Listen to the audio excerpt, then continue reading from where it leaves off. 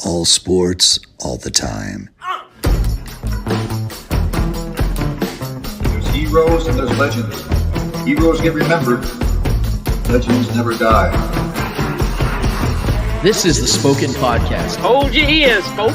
It's showtime. I'm your host, Lance Twidwell. Man, that kid, he can ball, man. He can ball. Touchdown, Kansas City!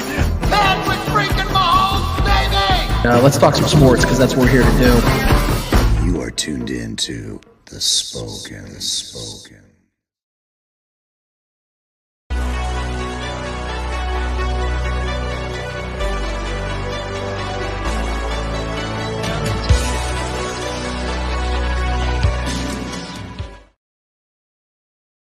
This is the Spoken Podcast. I'm your host, Lance Twidwell, here inside the Starcade Media Studios with my guy, Trevor Twidwell. What's good? Episode 260 is now full swing, full motion. We're so happy to be with you and for you to be here with us, whether you are live streaming, podcasting, or YouTube. We want to thank you so much for taking the time to be with us in this time as we have one hell of a show for you guys today. I promise you, we've been so amped up, ready to go for this one, guys, because there is some big news that has taken place in the wee hours of yesterday. In the late night when most of us are sleeping or some of us were partying, I'm not going to tell you which one was Trevor and I, but we found out late last night, regardless of where we were or what we were doing, that there was a big move that took place in the Chiefs kingdom, amongst the Chiefs fans, amongst the Chiefs world. We know this is a move that was very controversial. We were all kind of sitting and waiting, and whether it was going to be an inevitable move, whatever it was going to be, we knew that something was going to probably take place in these next coming weeks. Regardless, guys, we are here to talk about it. We're so happy for you to be here with us and for us to be here with you guys. We're going to have a fun Saturday today because we also have the privilege and honor to have the other half of All Chiefed Up. Mr. Mike Williams will be joining us today, guys. We had Steven, his brother, on the co-host on All Chiefed Up just a couple of weeks ago on the show to talk about very similar conversations we're going to be having today, but now it's been updated. We're going to have Mike on the show as well because he's also going to be talking a little bit about the draft. We're going to be talking about, free agency now is is pretty much slowed down. It's almost to a stop. There'll be some moves here and there. I do believe the Chiefs will be making, not as big moves, not as paramount of moves as they've already been making, but I do believe that we're going to be shifting our focus more towards the draft, and that is what I'm really excited about because, guys, Trevor, believe this or not, I actually made my first ever mock draft this week. Never done that before. So, Trev, how you doing this week, man? Because, like I said, we got a packed show. We got to get to speak it. We got to get to L's. We got to get a lot of stuff, man. How you doing? I'm doing good, man. I'm excited to talk about some of the news that broke last night. I'm excited to talk about draft stuff for the next several weeks. Yeah, man, I'm doing good, bro. I'm on vacation for the whole next week, so I'm staycation, if you will. But yeah, man, I'm doing good. I'm fresh. I'm ready to go. All right, I'm not hearing anything on my headphones, Trevor. I don't know if that means anything or not yet because we're gonna have a guest on, but it doesn't matter. We'll get that fixed. I'm going to go ahead and get this bad boy started because I know you guys are ready for this as well. Like I said, I'm super amped for this show because this is something that, I've definitely been waiting on for a while now. Before we get to that, Trevor, it is now officially Lance Rants.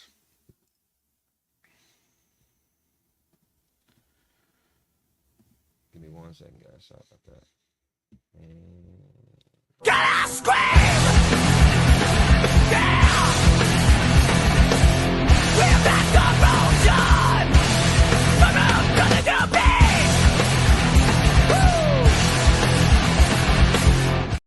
So as I just stated in the opening, we knew late last night, and I don't know why Brett Veach is obsessed with making these late night decisions, but we found out late last night that the Chiefs and the Tennessee Titans decided to make a trade acquisition between the Titans and the Chiefs. L'Jarius Sneed, the cornerback L'Jarius Sneed, is going to the Titans, and we have the information here via Adam Schefter right here on the screen. The trade: Chiefs are finalizing a deal to send franchise cornerback L'Jarius Sneed to the Titans per league sources. Chiefs are expected to receive a 2025 third-round pick in addition to a 2024 seventh-round pick flop, while Sneed will sign a new contract. Trade is pending physical for Sneed. And on this next slide that we have here from Spot Rack, because we were waiting for like the actual details of the contract that L'Jarius Sneed's going to be getting. It's right here. The Titans obviously acquire cornerback L'Jarius Sneed and a 2024 seventh-round pick. Chiefs acquire the 2025 third-round pick and the seventh-round pick. Tennessee acquires Snead at his $19.8 million tag number, but has reportedly extended him to a 4-year, $76 million contract, which $55 million of that is reportedly guaranteed. So that is a hefty number, if you will, when it comes to what Legarius was talking about. And Trevor, you and I have been talking about this all week. We talked to some friends last night, and before this trade ever happened, I was saying that I fully expect that Legarius is going to get anywhere from 70 to 75 million in total. The biggest thing I think was the hang-up when it comes to a trade for Legarius Snead wasn't the Chiefs not wanting to trade him. It wasn't a team not wanting to go and get him, because I think there was a lot of suitors out there that wanted Legarius Snead. I think they were all looking at this from a realistic perspective and saying, look, we're already going to be giving up draft capital, regardless of what that draft capital is going to be. You guys are going to get a couple of picks in this trade. Yeah. But what we're looking at is Legarius Snead asking, I think, for a little bit too much money. Now, I'm not saying that Legarius Snead is not worth the money he was asking for, but I will say that a lot of times you are what your market tells you you are. If your market's telling you, hey, look, Legarius, you're worth $21 million a year, well, that's what you're going to end up having to take. Right. Or otherwise, you're going to suffer the penalties. And a lot of people were thinking, well, maybe Legarius Snead will stay back on this 1-year deal and try to prove himself again. See, that would be very foolish on Legarius Snead's part, because he would be a year older with that much more usage on that knee that we already know has been hobbled at best. And you're not going to get a bigger market after that on another year on that leg at that position. Mm-hmm. So Legarius would be wise to take what money he could get. So that's why I've been saying on Twitter for the last week or so, Legarius has to accept his market for what it is. It may not be as to the extremes that he wants, but if you can make around $20 million a year as a cornerback in this league, you got to take that money. Yep. And that's the thing. And a lot of people were sitting here talking about, well, why doesn't he want to stay to build a legacy here in Kansas City? Guys, he's already built a legacy here. His man's been to 3 Super Bowls, has won 2 of them. Yep. And he hasn't made a lot of money. If I'm not mistaken, he's made less than $5 million in his career. I mean, if we're being honest, yeah, that. And if we're being honest, like that much money he just got from the Titans with that contract, never being an All-Pro, never being a Pro Bowler. Was he ever? He's never been a Pro Bowler either. I don't think he has. No, I don't think he was a Pro Bowler either. So I mean, never reaching any of those accolades and still getting that handsome amount of payday is, it's impressive for him. Which, granted, I think we all can come in agreement that he deserved some of those accolades that he did not get. But yeah, man, good for him, man. It's a great opportunity for him. Well, and you know what this move means now, Trevor? My wish list is starting to look a little bit better every single time. Let's go ahead and throw that wish list up there, Trevor. This came back from February 23rd, guys. And if you look, it's updated. We now have the top 2 biggest needs that I had on my off-season wish list. They're now checked off. You got Chris Jones extended to that lucrative deal. Yep. And now you have Legarius Snead on his way to making big bucks with the Tennessee Titans, and the Chiefs get draft compensation out there, man. So I think this is a really good trade. Unfortunately, Trevor, a lot of people disagree with me on this. So if you want to throw that next slide up there, Trevor, I put a poll out there last night, and I asked a simple question. Do you agree with the Chiefs trading cornerback Legarius Snead to the Titans for a 2025 third-round pick and a 7th-round pick swap? You see the numbers right there. And that poll's still going, by the way. But this is up to about an hour before showtime. About 1,300 votes, guys, and over 60% of you said they do not like the draft, the trade. Now, the majority of them, I will agree. I will say with all belief is that they don't like just losing the player. But I think it goes deeper than that. I think it's because people were honestly expecting or fooling themselves into believing that the Chiefs were going to get a 1st-round pick. Yeah. And even I was optimistic, saying maybe they can get a 2nd-round pick out of them. Yeah. But what we start to realize, Trevor, as time goes on, is that when you're not a day 1 or week 1 of free agency guy that's getting moved, that means that the entire market's kind of waiting and seeing what you're all like, what the evaluation really is. Sure. And we all knew that his knee is a legit concern. It was such a concern for the Chiefs last season. He wasn't at training camp at all. Yeah, and he played through it in the postseason, and he played like a champ, literally.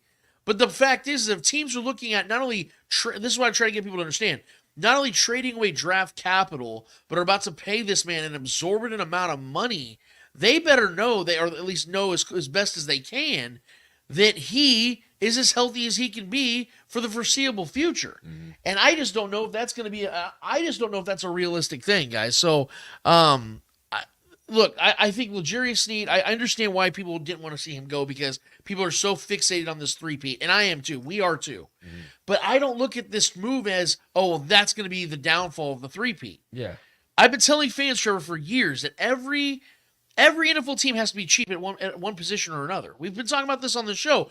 And ironically, it was back when the Chiefs let Charvarius Ward walk. And he went and got his big payday with the San Francisco 49ers. I said, guys, every team has to be cheap at a certain position. And it's obvious that Snead was being traded away by Veach because he has stockpiled quarterbacks via the draft alone. The Chiefs have clearly chose cornerback as a position where they're going to be cheap. And he gave the Chiefs, look, when it comes to L'Jarius Sneed, he gave them 4 awesome seasons, but it is time to move on. Yeah. This is business. Yeah. This wasn't a lack of love or respect for Snead from the Chiefs. This is, if anything, it was the opposite. Because they were telling him, hey, you go and find a partner you want. And if it makes sense for you, you will make it happen. Just like they did with Tyreek Hill. Like, they would have gotten more out of the Jets trade for Tyreek, but they're like, no, if the Dolphins, if you want to go to Miami, we'll make it work. And they got still a haul out of that as well. You know, it's not a lack of love or respect, like I said, guys. This is how the business side of the game works. You can't overpay or pay everyone. It's just not how this business goes, guys. And it's obvious, man. I'm gonna miss, and I gave him this nickname a while ago. It never really stuck, but I still like calling him it. I'm gonna miss seeing 38 special in a Chiefs jersey. He was one of my favorite players over these last few years. Lord L'Jarius Sneed. Yeah, exactly. Lord L'Jarius Sneed was another one. Yeah, I love this guy from day one, man. So it's people thought that I was looking forward to him get traded, not in the sense you guys are thinking of. I was looking forward to it because there's other guys, and I'm gonna talk about this in a second, that are waiting to get their opportunities on this Chiefs defense. But also, I wanted to see L'Jarius get paid. Yeah. I was excited for him. Yeah. So yeah, I guess you could say I did want to see this trade happen because I knew he was never going to make his money here. I'm just glad it's out of the way, honestly, at this point. Yeah. Glad we got it finally done. This trade is good for all sides. And listen, the folks complaining about Snead's trade return, they don't understand that the Chiefs not only got a 3rd-round pick in 2025, they move up 31 spots in this year's 7th round. And with the swap picks, and they also got $19.8 million back on their cap. You're talking about $20 million they just got back. Yeah, the money alone is worth it, in my personal opinion. And I mean, let's not act like, I mean, I know a 7th round isn't a sexy pick or a sexy round, but let's not act like we don't thrive in those kind of rounds. Let's not act like this guy Isaiah Pacheco that everyone loves wasn't taken in that exact round around that exact spot. So yeah, I mean, it's not. I think it's a letdown because everyone had stuck in their mind, you know, between a 2nd and a 3rd for this year's draft. We are getting a 3rd in next year's draft, though. Right. You know what I mean? And that could be a massive piece, especially if we go back to back to back. And you talked about 7th-round picks and how Veach has done well. Yeah. You're talking about Isaiah Pacheco, Jalen Watson, Nick Allegretti. All day ones. Nick Jones is a 7th-round pick who looks like he's promising. Najee Johnson's a 7th-round pick. Yep. I mean, Jalen Watson, Isaiah Pacheco, and Nick Allegretti are right there. Yeah. 3 7th-round picks that he's turned into guys that were starters and guys that have gotten paid in this, are going to get paid or have been already paid in this league. Right. So, yeah, I 100% agree with that as well. And for all that to come back for a guy who's a former 4th-round pick, I think that's a pretty damn good trade.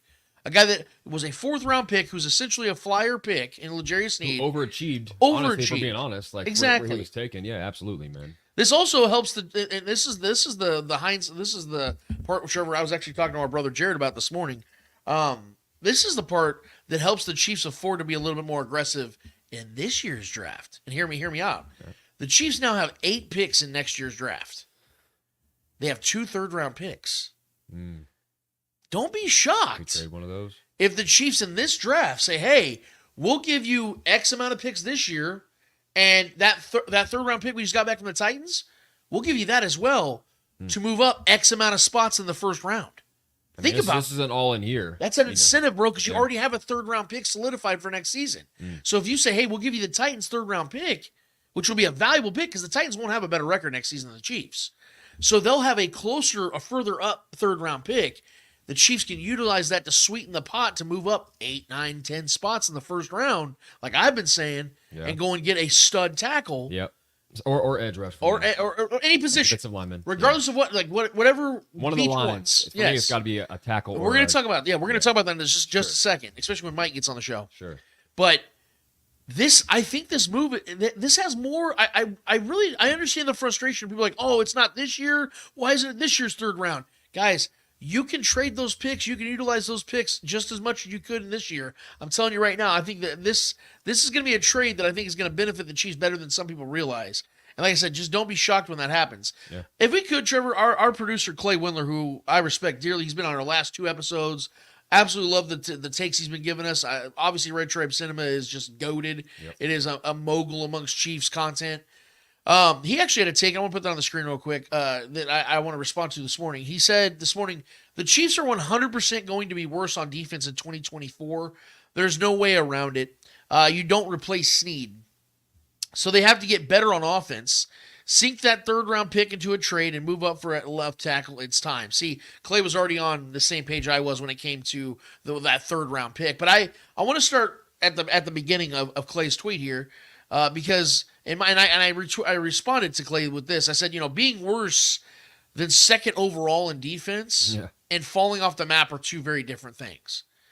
So the thing I think most fans continue to overlook or forget is that until 2022, L'Jarius Sneed wasn't even the best corner on this team.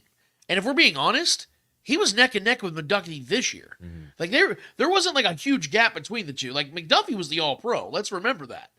So there's been like one solidified year where L'Jarius Sneed was the dog of the cornerbacks.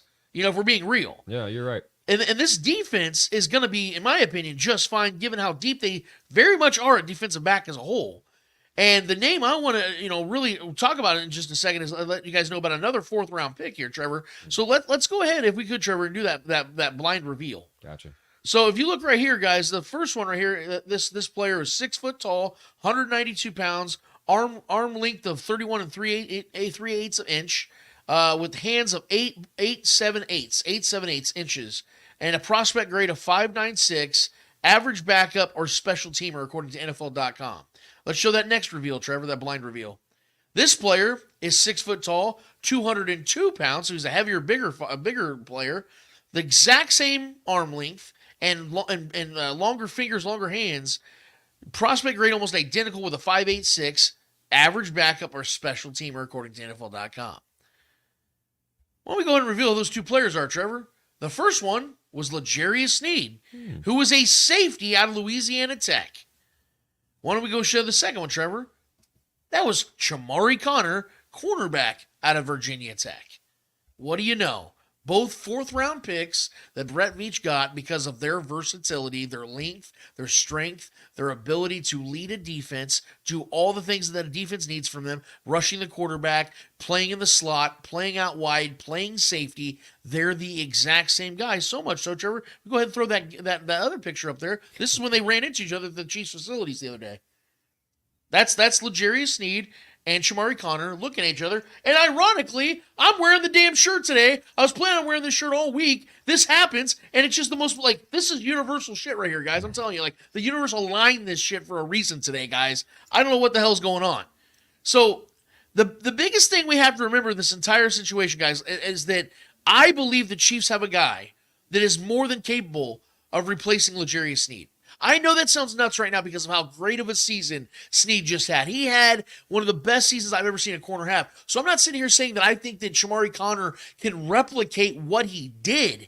But I think from an effectiveness standpoint, from a guy who can make big plays and be a difference maker in this defense, I do believe in Chamari Connor. I do believe in Jalen Watson. I do believe in Joshua Williams. I do believe that Brett Veach is going to continue to add to this room through the draft. I believe in all of it, guys. If there's one position that I will never, ever doubt Brett Veach at, it is a cornerback. Yep. This man has crushed all the ass. Pretty sure I could go out there and he can put He turned into something. Yeah, I mean, you definitely wouldn't. You might look like Ryan Gosling from Remember the Titans, but you wouldn't play like him. Motherfucker would turn you into something. I would be a liability. And here's the thing, Trevor. We have to acknowledge something else, and this might play into the whole factor as to why the Chiefs didn't get a ton in trade returns, according to some people. What if L'Jarius Sneed is a creation of Spags? Have we ever considered that? Yeah. We have to really evaluate these things.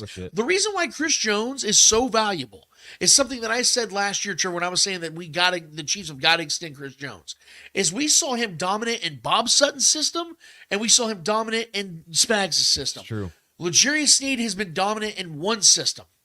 And that's not a knock on him. It's just the facts of what it is. So now that he's going to another system, it is going to be interesting to see if he is the same player in that system.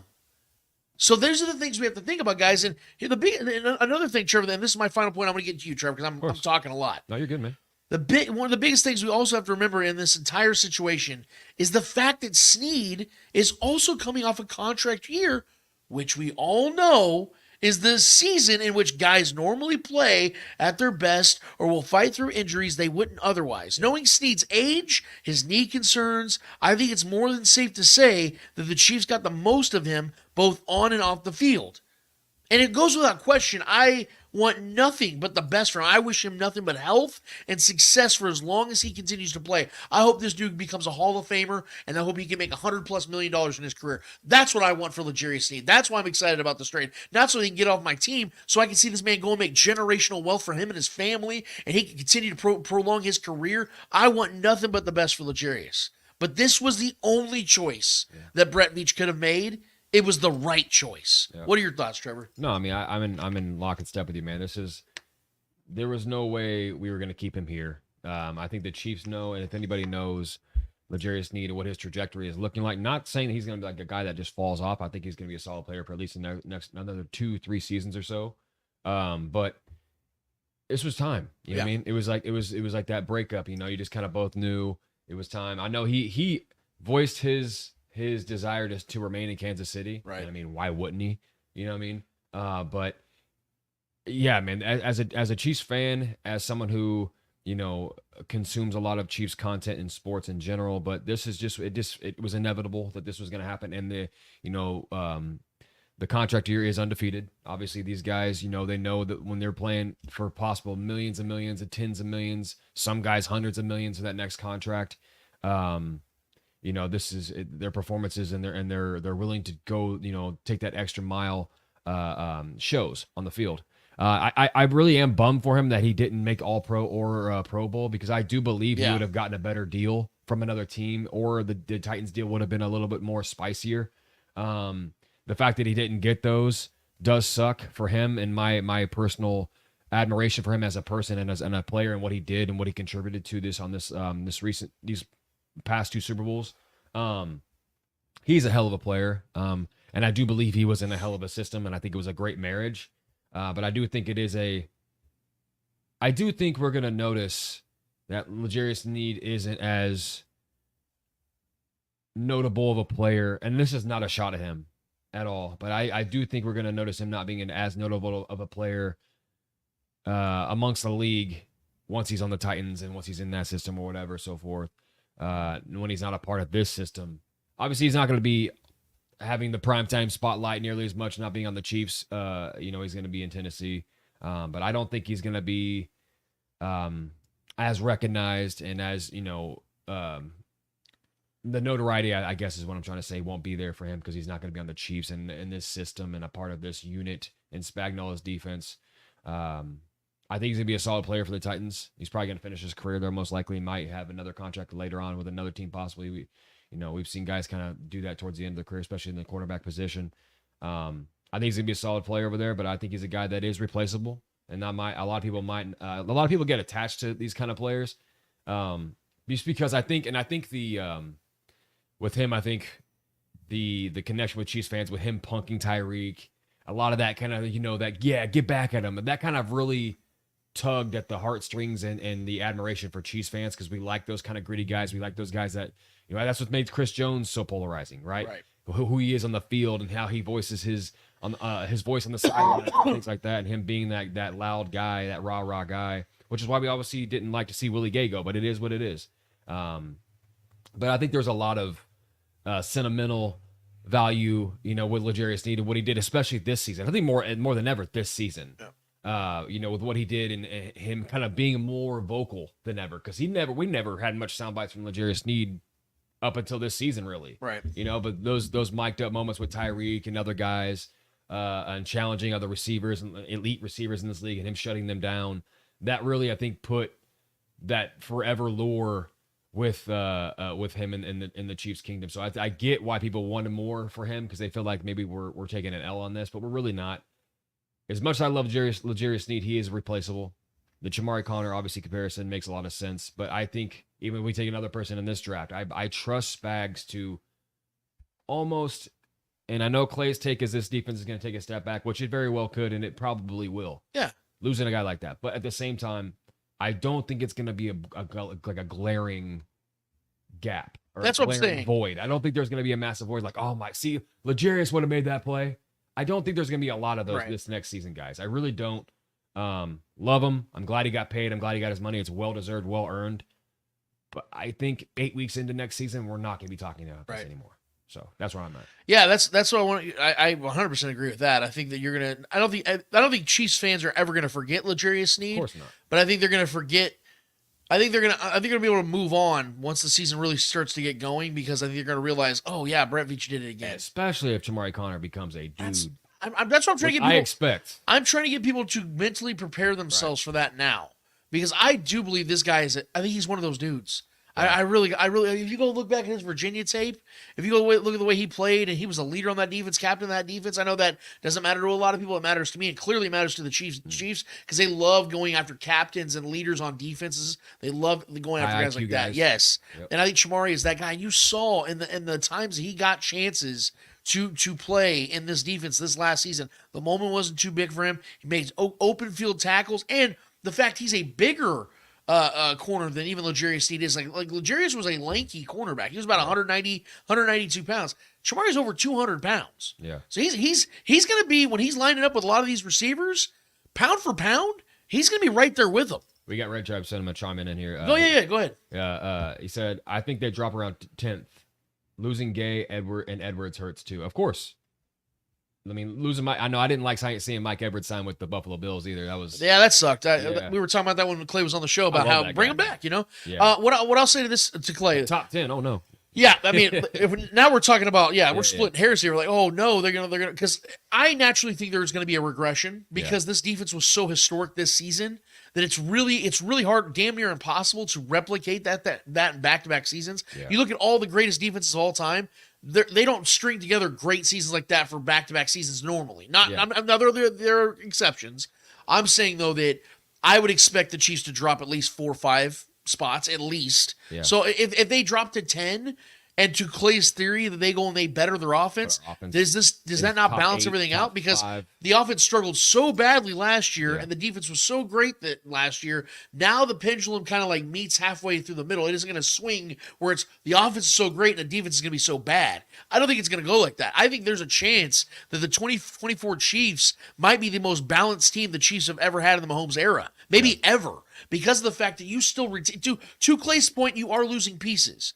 But if any of these backup guys that are coming about that can replace those guys adequately, then you're looking at a defense that may not be as great as it was last year. But if it's just as consistent, that's the point. That's what they need more than anything, is a consistently good defense. What have we always said? If you just give Patrick Mahomes a top 12 to 15 defense, they're going to win Super Bowls. That's literally what's happened. Yeah. And even Patrick is so impressive. He's won Super Bowls without a top 10, 12 to 15 defense. He did it in 2022 with the 16th ranked defense. Right. So he can do it without a great defense. I don't think we're sitting here expecting them to be elite for 5 straight years. I'm not expecting them to be elite next year. But I think there's a chance they still could be, because why? They have their key infrastructure still in place. And we have an elite coordinator too. Spags is still running shit. Yeah. You have Joe Colin running the defensive line. You have Chris Jones still in the prime of his career. Yep. You have all those weapons still around. Granted, it's going to take him some time, but George Gerloftis has become a dog. I think that Brian Cook's coming back. I haven't talked about him yet, but I have a take on FAU. I think I'm not giving up on that kid. I think that kid's got something to him, dude. And I think have nothing on him yet, man. I just haven't seen enough. And I think the Chiefs are going to add more to this defense in the draft. We're going to talk about that. Like I said, I keep teasing that, but we're going to talk about that because I made my first mock draft, and it might surprise you guys where some of the positions I went. But I agree with Clay. I do think 10th is very realistic. But again, it's very humble. If you would have told us last season, hey, the Chiefs are going to finish 10th in defense, would we have not signed up for that? Of course. You know what I'm saying? Of course. So, yes, the offense will get better. You're hoping to be middle of the pack last year. Yes. I think the offense has already gotten better. Just the acquisition of Marquise Brown and the loss of MVS. No doubt. Automatically just takes them to another level. Maybe Irv Smith could become something in the receiving game too. And we'll talk about that. But I actually, I want to, I don't know if you got that text or not, Trevor, but I wanted to update on the headset and stuff. But so because of the fact that we know that the defense is going to be the focus for a lot of what's going on right now with L'Jarius Sneed, I still obviously want to talk a little bit of the offense too, because I think that the whole OBJ situation, or the OBJ take that I put out there, is something I wanted to talk about briefly before we have our guy Mike come on the show in about 30 minutes. But if we want to throw that slide up there real quick, Trevor, my updated 2024 Chiefs projected room. I've been doing this all off season with wide receivers, just giving you guys theories as to how I see this wide receiver room might shape up. So obviously, you know that Marquise Brown and Rashee Rice are at the top of this thing. Yep. Don't take too much about Marquise Brown being over Rashee Rice. That's just how I put it. Don't freak out about that. But I've been looking at the wide receiver 3, and this week I put OBJ in there. Now, I've been saying over the last month or so that if OBJ wanted to come to Kansas City, he should take a 1-year, $3.5 million deal with no guaranteed money, and because the Chiefs have all the leverage. I started to think about that. I'm like, sounds a little disrespectful for a guy who's accomplished a lot in his career. I know he's had a lot of injuries. This is a Super Bowl champion. This is a guy that was well on his way to having a Hall of Fame career. I don't think he's going to have that now, but I do believe he's still an effective piece, and I do believe he's got a market. According to Spot Rack, his market's still sitting at right under $12 million a year. So there's clearly people out there that want OBJ. I think OBJ wants to win again because he's made some good money in his career, and I think that's what you're going to see him try to do, is target a team that's going to try to win. Have you seen him on the socials commenting and liking everything Patrick Mahomes? Yes. Yeah, I mean. So what I did is I put a 1-year, $6 million deal with $11 million total with incentives. So if he hits these incentives that Chiefs put on his contract, he can get the same amount of money that Marquise Brown is making, which I think is really cool because it adds that competitive nature for him to go out there and get targets, get catches, and be a productive piece to an offense that is trying to three-peat. That's the way I've looked at it. And what's funny, Trevor, is, not to get on my OBJ rant just yet, but I put out a couple polls this week. If we go ahead and throw that first one on there, Trevor, I put out this one out here. If the Chiefs brought all 3 back, who would have the most receiving yards in 2024? Kadarius Toney, Sky Moore, and McCole Hardman. Look at that. A profound amount of you said McCole Hardman. McCole Hardman's not even on this team. And I have had almost all of you tell me what, Trevor? They need to give Kadarius Toney another chance. Yeah. They need to give Sky Moore another chance. I'm one of those people. These are the things you guys are telling me, and so many of you have written off McCole Hardman, but yet 62% of you are telling me that McCole Hardman, if all 3 of these guys were on the team, would have more yards than the other 2. How about that next one, Trevor? The next slide. Chiefs trade up in the first round. Which position are they taking? Wide receiver tied left tackle with 47% of the vote. Damn, nobody wants a defensive lineman. Look, I'm confused here, guys. I'm going to be, for the second straight year, I'm confused with you guys. Because I tried to do this with you guys last season. When you guys were telling me that this wide receiver room was already deep, but all you wanted them to take a first-round wide receiver. How does that make sense? You're going to have to help me out today, guys, because I begged you all last offseason, and none of you helped me out. Can you please help me out this time around? Because I don't get it. The Chiefs just signed Marquise Brown, who a lot of you loved. I absolutely loved it, especially for that contract. So many of you are telling me Rashee Rice is already a wide receiver 1.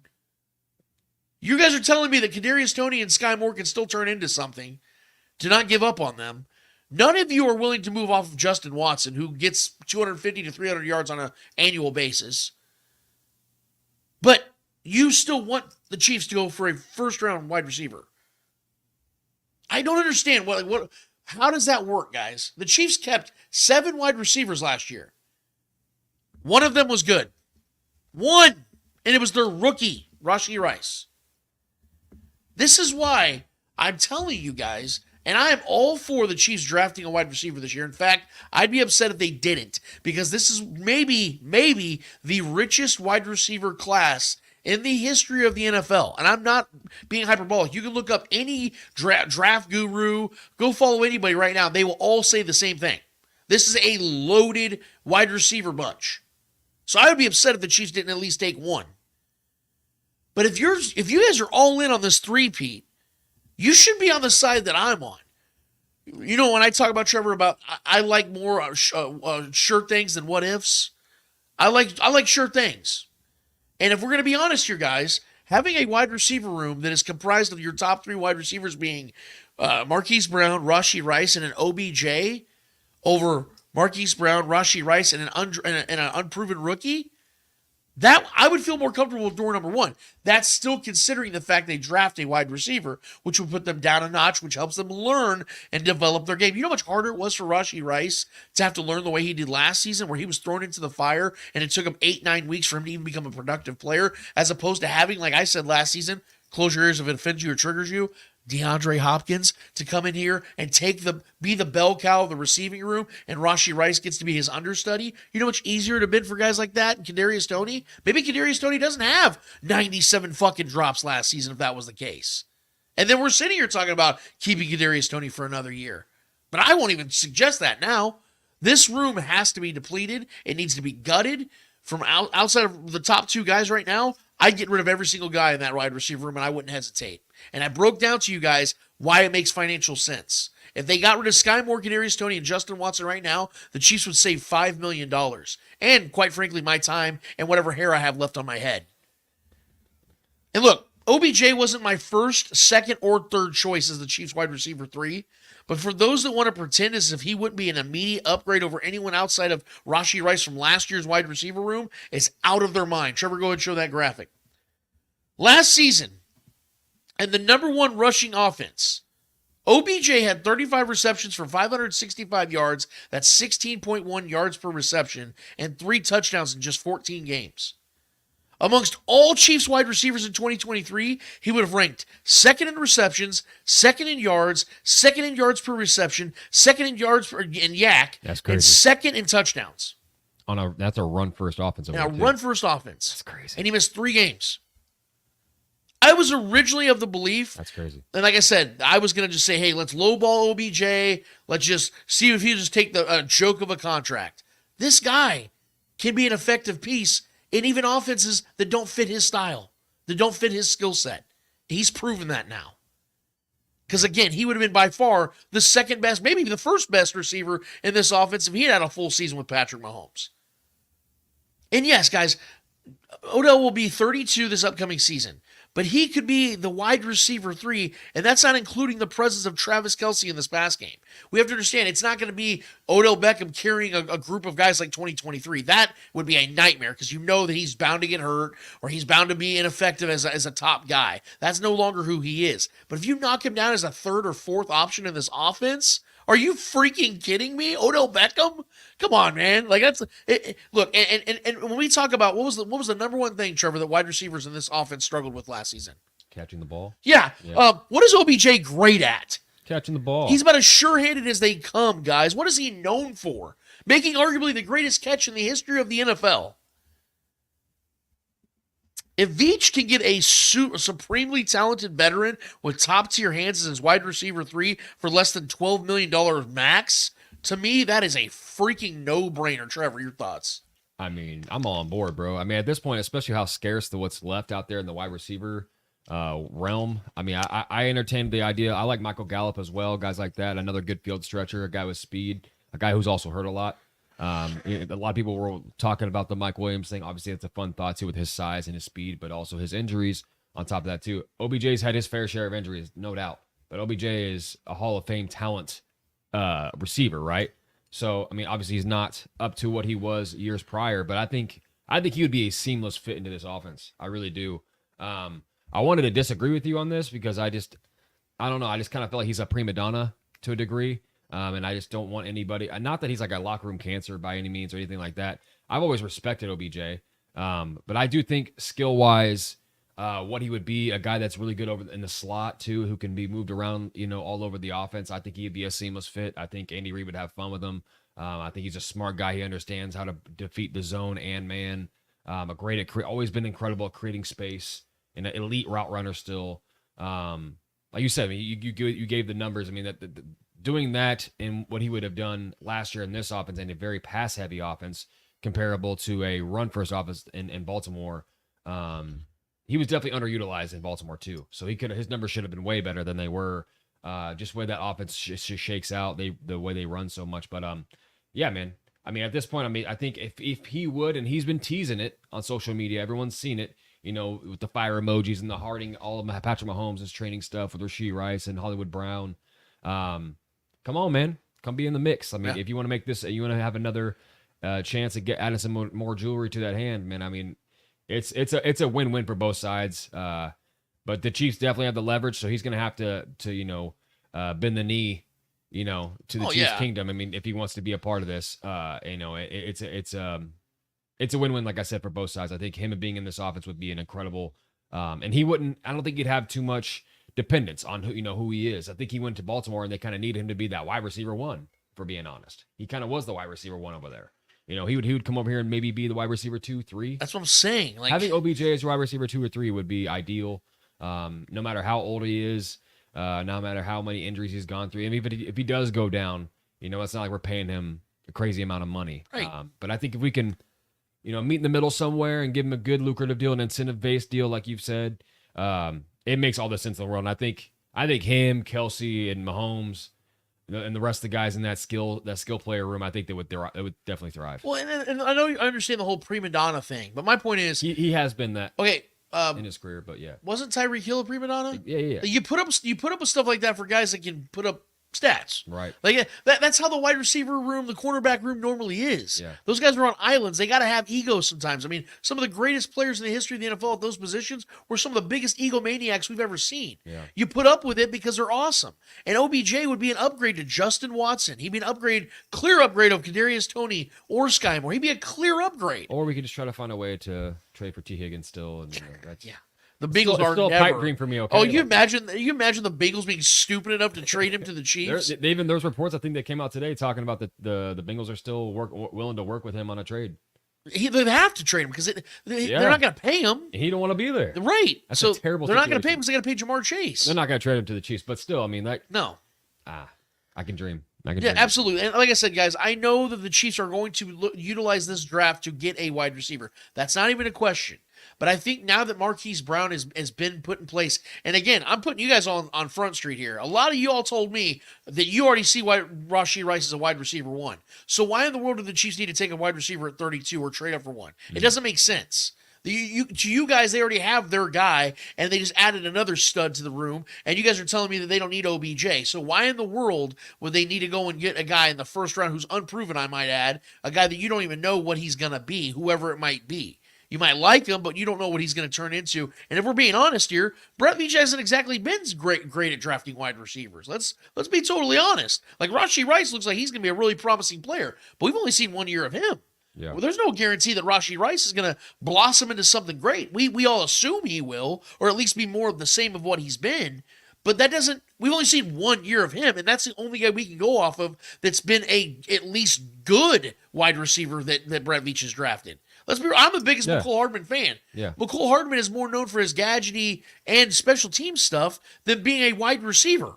He's known for jet sweeps, man. Sky Moore, I don't even know if he's good at football. In fact, I'll go as far as to say I don't think he is. So that's my whole point, man. We've seen 33 games of the dude. Yeah. So this is where we're going to transition to the draft. We got about 15 more minutes before we get to our guy Mike. Hopefully we can hear him. I don't know if we're having issues or not, but let's go ahead, Trevor, throw up my first ever official mock draft. I've never done this before, guys. So as you can see right here, I'm very intentional with where I want to go in this draft, and this is the part where I actually agreed with what Clay was saying in his take about L'Jarius Sneed. But he said, "Let's go and get that third round. Let's get that third round pick. Trade up, go get the best left tackle available." This is where I 100% agree with Clay. So if you see here, I had the Chiefs trading up 5 spots because in this draft that I did, a lot of the tackles started to fall, which is what I'm actually anticipating to happen in real life, where a lot of wide receiver and quarterbacks are taken in the first 15 to 20 picks. And then I do believe Joe Alt, I would be shocked if Joe Alt's sitting there at 16, 17. But if he is, my God, Chiefs better go fucking trade up for him. But I'm looking more from a realistic sense. If the Chiefs are like, hey, look, there's 5, 6 more spots before we get to draft. And this guy right here, Tyler Guyton, one of the most talented tackles in this draft. He's raw. He doesn't have a ton of experience yet, but he's got insane talent and he's huge as shit. Let's go and trade up and get this kid. And that's what I had the Chiefs do. I actually had the Chiefs trading four times in this draft. So obviously I had to have him tackle first. Then I have them at 72 taking a defensive tackle at a Clemson named Tyler Davis. This kid's quick off the ball. He's everything they need because he's also another guy that draws double teams. What do we know about Chris Jones? That's what he does. So if you have two different guys in your interior defense that can draw presence from multiple guards and centers, then all of a sudden you're talking about a really dangerous up front because we know outside of Chris Jones right now, I'm glad they got Turk Wharton back. He was on my wish list. I like that Derek Notty's back for another year. Longest tenured draft pick by Brett Veach, I might add. That's kind of crazy enough. But they have to add to their defensive line without question in this draft early. I'm talking within the first 100 picks. Chiefs need to take a guy on defensive line because their defensive line is not good enough right now, especially with Aminu's absence of defensive end. FAU working his way into his career, they need some nasty up front, and I think that this kid Davis would be a real stud. Then you have Cade Stover.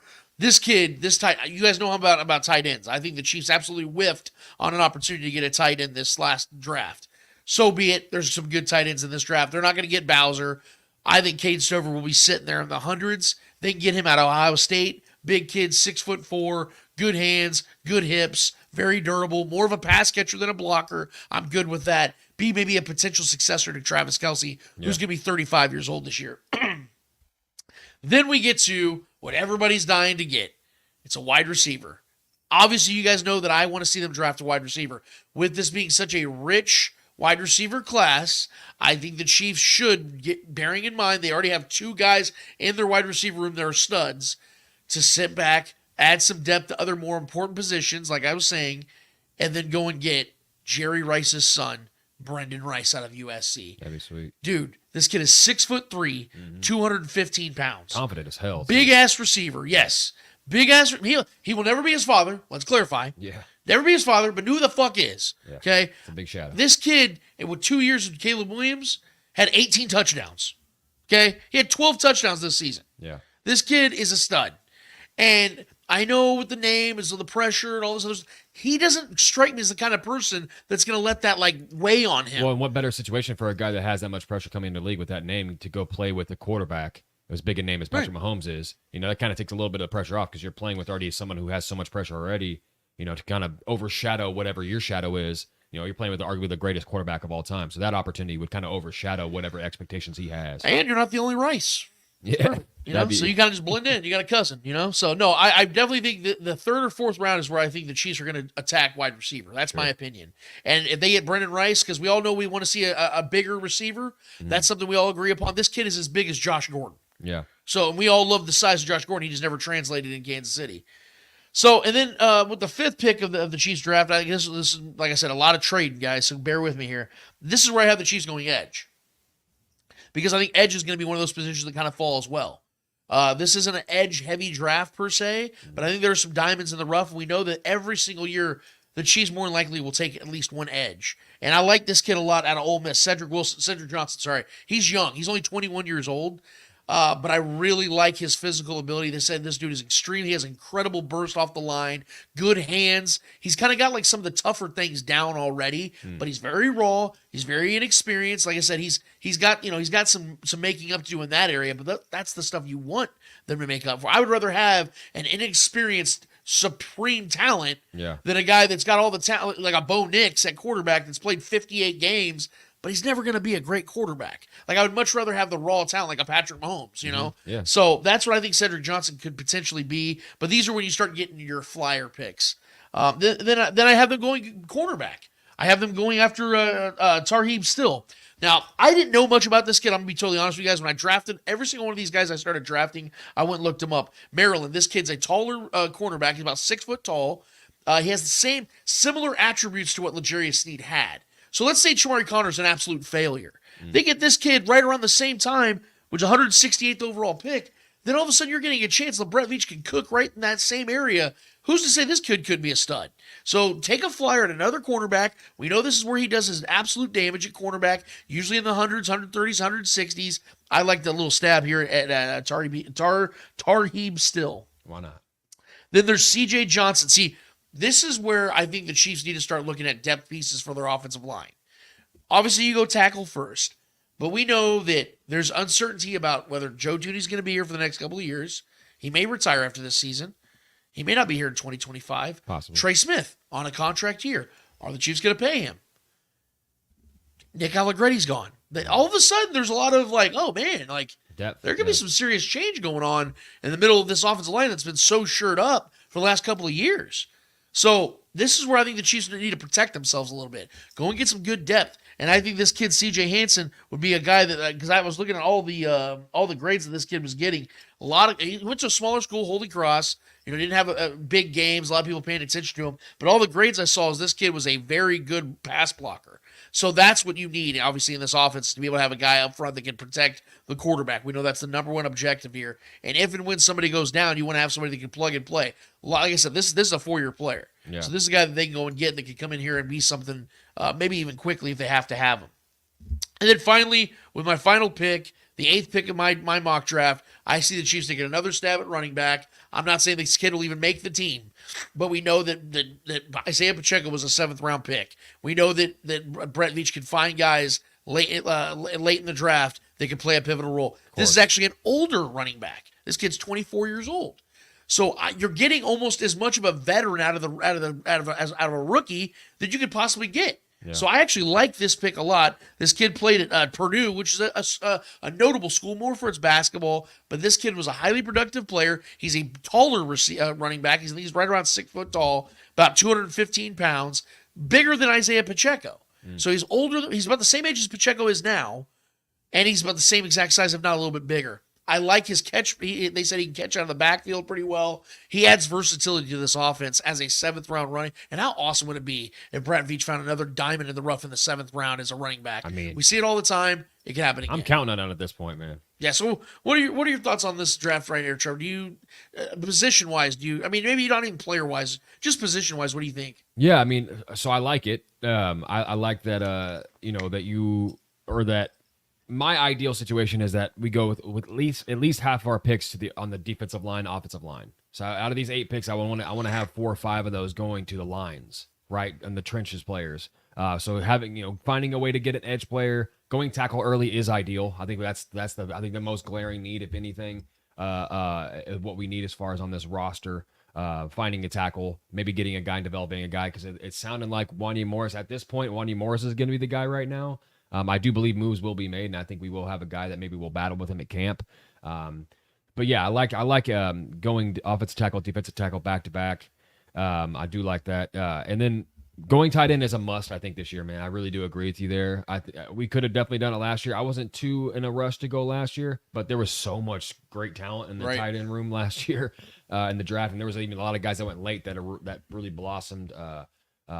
This year, a lot of tight ends went early last year though, because there was so much talent. But I think tight ends are different now. I think they're breeding them differently. I think a lot of tight ends are going to come in and be more ready and willing pass catchers more than ever, and more talented pass catchers more than ever. I think that's been the trend, and that's been the trajectory of a lot of these guys. So there's a lot of skilled tight ends coming into the league now, more as of late. So I think there's going to be a lot of talent at tight end that we will be able to pick from, and getting in this system. So I like that. And Brendan Rice would be obviously, I think, a steal at 131. Right. I would love to land him there. That'd be awesome. A guy that has the size and speed in his incredible hands. A great red zone weapon, having him in the mix. Obviously, rookie wide receivers, start off a little slow in this offense. It's a big learning curve.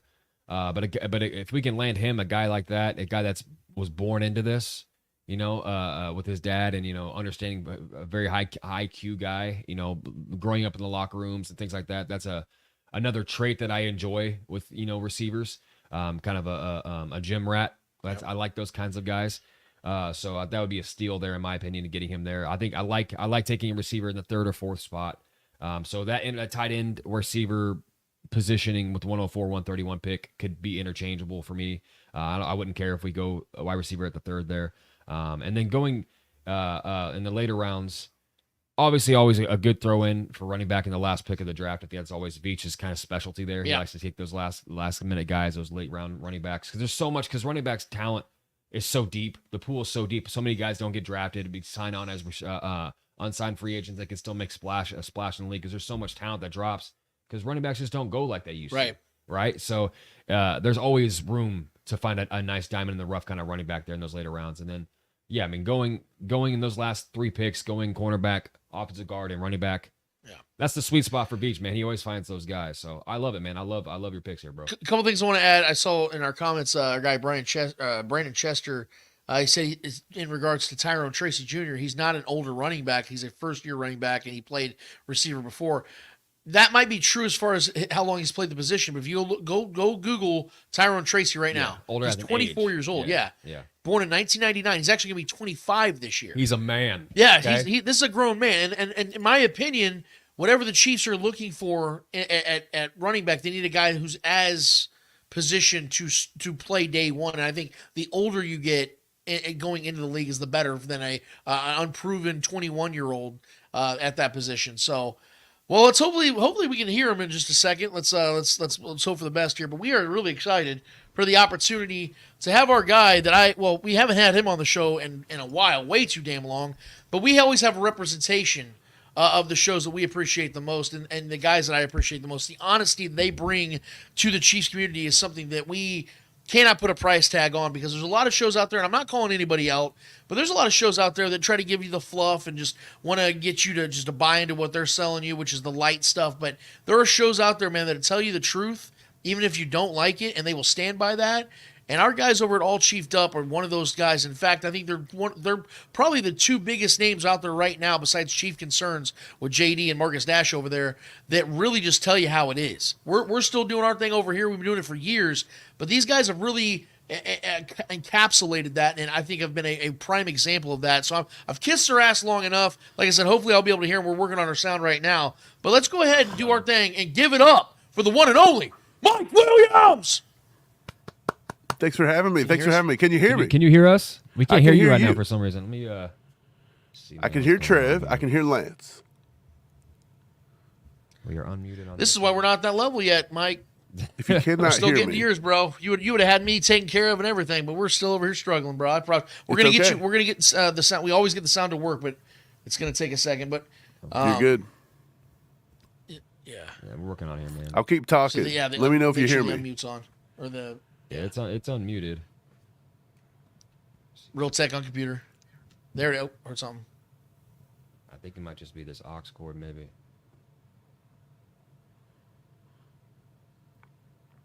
Dead silence is the best way to do it. I love dead silence, right? Can you hear me? Maybe unplug that cable and try to plug it back in. Still can't hear me. Okay. Everything is set, bro. Everyone in the chat is saying they can hear everything. I think. Oh yeah, you guys can hear us, but that's the beautiful thing about interviews is we got to hear Mike. Come on, guys, got to quit being so selfish. We need to hear Mike too. Damn. Maybe you guys can do like hand signals and like let us know what Mike's saying. While Try they to keep can't up with hear what Mike's me, saying, so that way we can know what he's actually saying. So that way I can ask. While they can't hear me, let's talk about disagree with Mike like I want Sneed. to today so badly, but I always feel like me and Mike always agreeing on everything. I kind of at a loss as far as it's got to be that, yeah. Yeah. So I'd say finagle it, yeah. We'll get it in just a second, Mike. I apologize. We'll cut this out. I'll pay you a little extra for the interview. You're good. The price goes up. Price goes up. I'm frozen. Okay.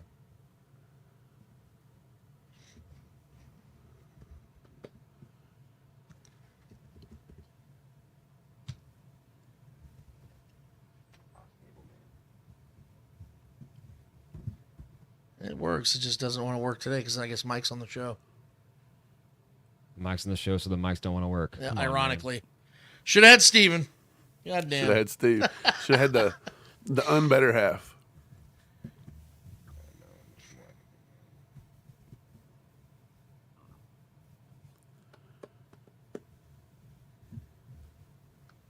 This is lame as shit. Mine's just playing on your phone, maybe. No, we'll get to work because it's gonna be too delayed. Tried to do that last time with Shane. What's up, Brandon? I see you in the chat, brother. I see Chiefer too. What's up, Chiefer? Pull it in and out of it until all the ACU guys that are here supporting these guys. Appreciate you guys. It's good to help other communities. By the way, shout out Scrambling Armchair. I heard YouTube's pulling some crap on him. And I can hear him through the computer. We can do that. Demonetized him. We went through this on your actual mic. Same thing. Said he's fake. Yeah. This dude's not fake content. Like, this is ridiculous. YouTube's a disaster. All right, Mike, can you hear me? I can hear you. Can you hear me, my boy?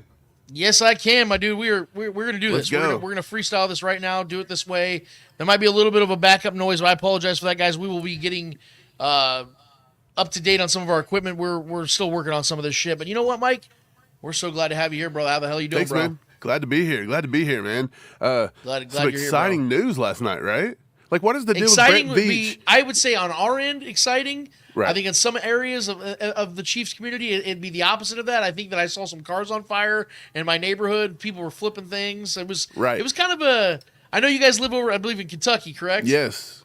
Yeah, so it's a little bit maybe not as fierce out there. Kansas City, I think it was a little bit more hostile, man. So Right. That's actually what I want to do, a jumping off point, if you will, when it comes to what we're going to talk about today with you, brother, because I think you and I and all of us really agree, and you guys kept building these scenarios, and every single time you guys came up with a trade scenario, I agreed with it. Because at some point, I just knew that as long as the Chiefs got some compensation out of this, Right. it may not be exactly what I wanted, but as long as they got compensation out of this and got that cap hit taken off, that $19.8 million cap hit from L'Jarius Sneed, I was going to be happy with what was happening. Not because I wanted him off the team, but because the fact Right. I want to see this man get paid. He deserves the money he's about to make, and he's going to get with the Titans. And quite frankly, I'm confident in what Brett Veach has built in this cornerback room behind L'Jarius Sneed, who, by the way, only had really one season where he was the definitive best corner on the team, and that was in 2022. This year, it was neck and neck with him and Trent McDuffie, who was the actual All-Pro. Not to knock L'Jarius, that's just the facts. So I just want to get your thoughts on this trade as a whole. You obviously saw it coming. How do you think it affects the team both positively, and if there are any negatives, what do you think they are? Right. So I think the trade was good for the Chiefs, as in this was part of the plan. I think Brett Veach went into the season knowing you had to do a few things. MVS had to get out of here. You had to stack the wide receiver room using who we thought was the best fit in the wide receiver room. And by the way, hell of a contract. Who would have thought that was coming?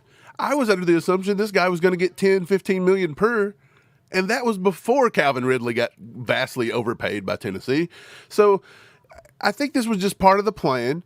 And the people that don't really understand it is just like the Madden generation, right? Like they're just, I think where the disconnect is, and you're going to buy into this, is that if L'Jarius Sneed had not been tagged, he was only tagged to be traded.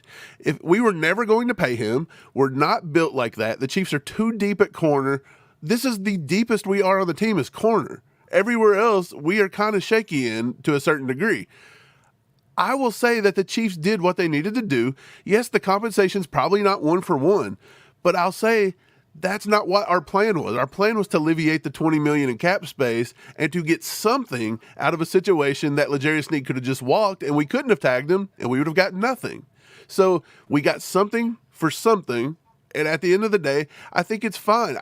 We don't have that little button where you can just force trade. You know how you can do that on Madden? We don't have the force trade button, guys. So L'Jarius Sneed was not, as a 27-year-old corner, like you said, with one great year. Like you cannot say it wasn't a great year this year. It really was.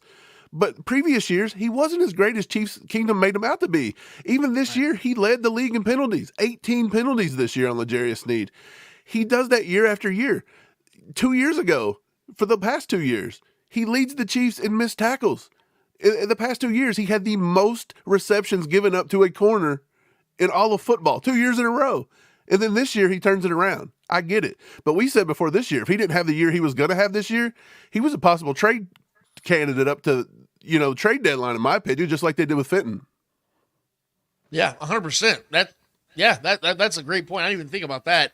And see, and this is the thing I find so funny. And I don't mean to call out fans here, but just one more little portion of this I want to touch on. We'll move on here because there's other things that are going on in the Chiefs world that I think we really got to get your opinion on, especially as we get inch closer to the draft, which I can't believe is already about a month away to the day. I love the draft. The draft is my time of the year to shine, Lance. That's why you're here. Yeah, exactly. Mike, I don't understand our fan base sometimes, man, in a couple of ways, and we're going to touch on this a couple times today. When we say the things we said last offseason about the wide receiver room, and I got my fair share of criticism, people were like, you got to trust Veach. You got to let him cook. You got to let him do what he's doing. Trust that he's going to get it done. He's won Super Bowls. You got to let this guy keep doing what he's doing. And then this L'Jarius Sneed trade happens, and everyone's criticizing it. Right. Oh, they got fleeced. What kind of trade is that? That's what the hell? Am I allowed to do the same thing now? Where I can sit here and say, hey, why aren't you guys using that narrative you guys went against me last year when I was sitting here hammering the table about the lack of movement or a bad decision that I felt was a bad decision at the time? Why is it that now it's like this justification is now in the midst of all Chiefs fans where they feel like they can criticize Brett Veach, who, again, need I remind y'all, has been winning Super Bowls and has been doing really well. Can we just trust in Veach now, Mike? Or when do we get to use those narratives? When is it convenient for us? Look, it's the big conundrum. We deal with this all the time. Like, you'll realize when you get into this was one of the worst decisions. Me and Steve talk about this all the time. Getting into talking about the Chiefs and putting ourselves out here is maybe one of the worst decisions we've ever made in our lives. It makes you crazy the way fans will gaslight you over and over. And like, you will literally say something and they will 2 minutes later come back and say you said something totally different. It is insane. We tried to prepare people for the L'Jarius Sneed thing. Like, to us, this was not a surprise. We got exactly what we thought we were going to get. I was even throwing out trade scenarios every single day. And every day I would make them a little crazier and a little crazier just to gauge how much Chiefs Kingdom was so out of touch with L'Jarius Sneed. And it got to the point where I literally pick swapped round 2 and got 4 picks from the Titans in the next season. And they all were like, not enough. It's got to be 2 first rounders. And I'm like, I actually told them, I was like, I expect apologies when you see the actual compensation. I've got 0 apologies, Lance. But here's what I'll say. You asked about the Sneed, the whole trade and then the Trust Veach thing. It's 100%. Me and Steve said last year that Brett Veach went into the season with wide receiver. They tried to sell us on Kadarius Toney, wide receiver 1. They tried to sell us that all off season. They tried to sell us that Sky Moore was going to have a breakout year. And guess what? Me and Steve kind of thought maybe Sky Moore was in the cards to do that. But they didn't use Sky Moore the way he probably should have been used. He is a slot receiver only, get him the ball in space. That's what he was recruited on out of high school. That's what he was recruited on out of Western Michigan. And the times they did that this year, he actually showed some flashes in a few games when they got him the ball in space. But when he's asked to run routes and catch timing patterns and do this and do that and line up on the outside, that's not Sky Moore's game. He struggles. He sucks. He's not going to do that. So if you're going to continue to use him like that, he's going to continue to suck. So you may as well get rid of the guy. But the point is, trust Veach. You can trust Veach all you want. But when you trust Veach, with the wide receiver room being bad. And last year, I think we won in spite of the wide receiver room, not because of the wide receiver room. Brett Veach even had a chance to correct that at the trade deadline, and he trades for McCole Hardman, giving up even more draft compensation for a guy that was severely overdrafted, by the way. It's insane because all we heard was, trust Veach. You don't need DeAndre Hopkins. Trust Veach. And then now that Snead gets traded, like you said, Veach sucks. And by the way, Veach always sucks after every draft pick. You'll hear Veach sucks too. It's just, Chiefs fans talk out of both sides of their mouths constantly, and it gets tiring. It's tiring, but I try to look at it as like, I can't think it's just our fan base. I feel like this is every casual NFL fan base. I really do. But they just don't get the ins and outs. Like, people will tell me all the time about the salary cap. I'm like, bro, you don't know how the salary cap works. I don't even understand how the salary cap works, and I do this every day of my life, and I have no clue. Okay? Like, so, yeah, it's just one of those things, man. It's a gaslight central trying to do this kind of stuff. And talking about the wide receiver room, because I want to kind of segment to that. I put up 2 polls this last week in regards to the wide receiver room. Trevor, we can put the first one up there real quick when it comes to the comparison I had of Kadarius Toney, Sky Moore, and McCole Hardman. I asked this question. I said, if the Chiefs brought back all 3, who would have the most receiving yards in the 2024 season? You can see the graphic right here. Right. 62% believe McCole Hardman. Hardman's not on the team. Exactly. He's not under contract. And this is, and then we'll throw the other slide up there real quick too, Trevor. Chiefs trade up in the first round. Which position are they taking? 47% tied with left tackle said wide receiver. But help me understand something here real quick, Mike. According to people that come at me, Rashee Rice is already a wide receiver 1. Right. Marquise Brown is everything they needed, which I agree with, and I'm open-minded to Rashee becoming a wide receiver 1. I don't think he's there yet, but I think he could be. There's a chance.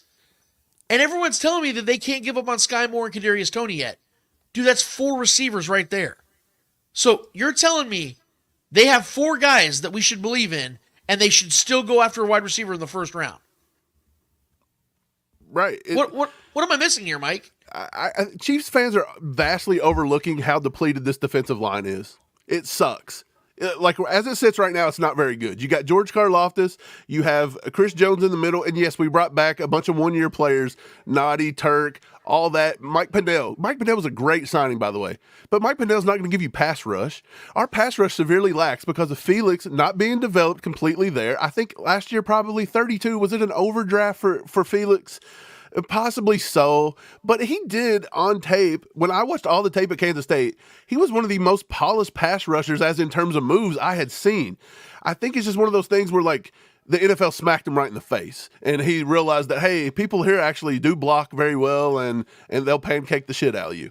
That's what he gets. Like, go back and watch the Josh Jacobs big run versus Vegas the first time we played him, and he just gets completely thrown out of the hole. By the way, it was a hold, and they didn't call that, but they will not call that in the NFL, especially if you're wearing a red jersey, although we do get all the calls. I'll say, we really got to look at defensive line, especially with not having Mike Dana back. Mike Dana is right now by Spot Rack is saying he's worth $15 million per year. I love Mike Dana, but he does not touch $15 to $16 million a year, by the way. There's no way. I think they let him test the market. He may come back on a one-year deal somewhere around that 6, 7, 8, 9 million mark, but I think it's closer to the 5 or 6 million mark.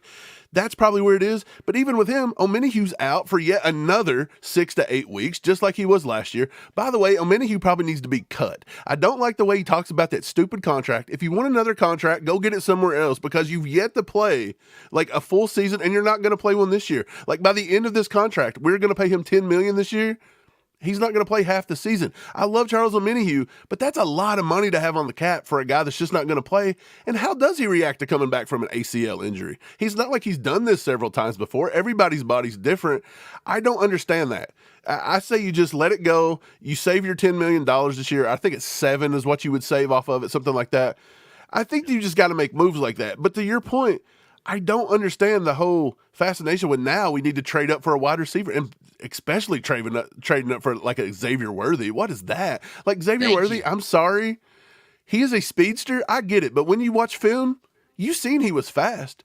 So how do you say, man, that guy's fast? And then when he goes to the combine and he loses weight, by the way, he played at 175. He shows with the combine at 165 so he could break the record, and he breaks the record. You can't then look at your scout and say, that guy's fast. And then you go back, and you're supposed to confirm at the combine and the testing. Confirms what you see with your eyes. That's what I do. And if it doesn't match, then you go back and you say, did I have a bad day looking at film? Like, what the hell gives? Like, he's shown he runs a 4.2, and I thought he was slow.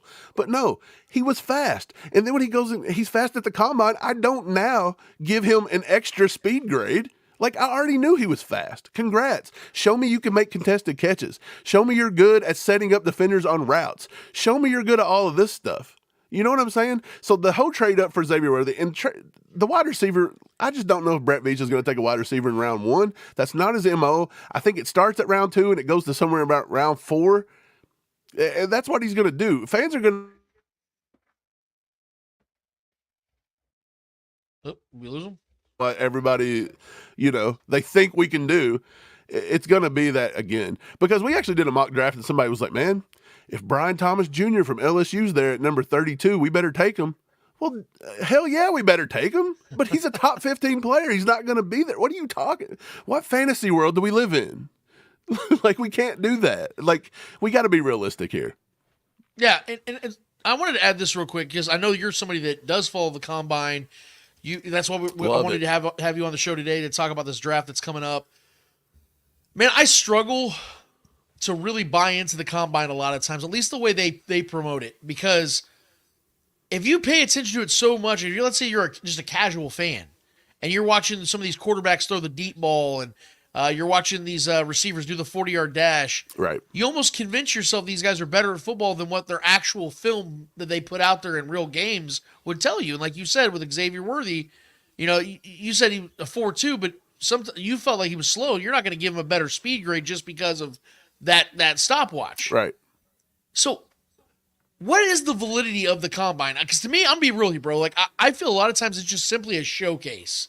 And now that a lot of the big-time names aren't doing it, like Caleb Williams and guys like that, I feel like it's really just become like this thing where it's just content to consume while the offseason is the offseason. That's just my opinion. I don't want to disrespect it because I know a lot of people put a hard work into this thing and study these players, but I feel like the game film should be what tells you more about these guys than when they're out there in some Daisy Duke latex pants.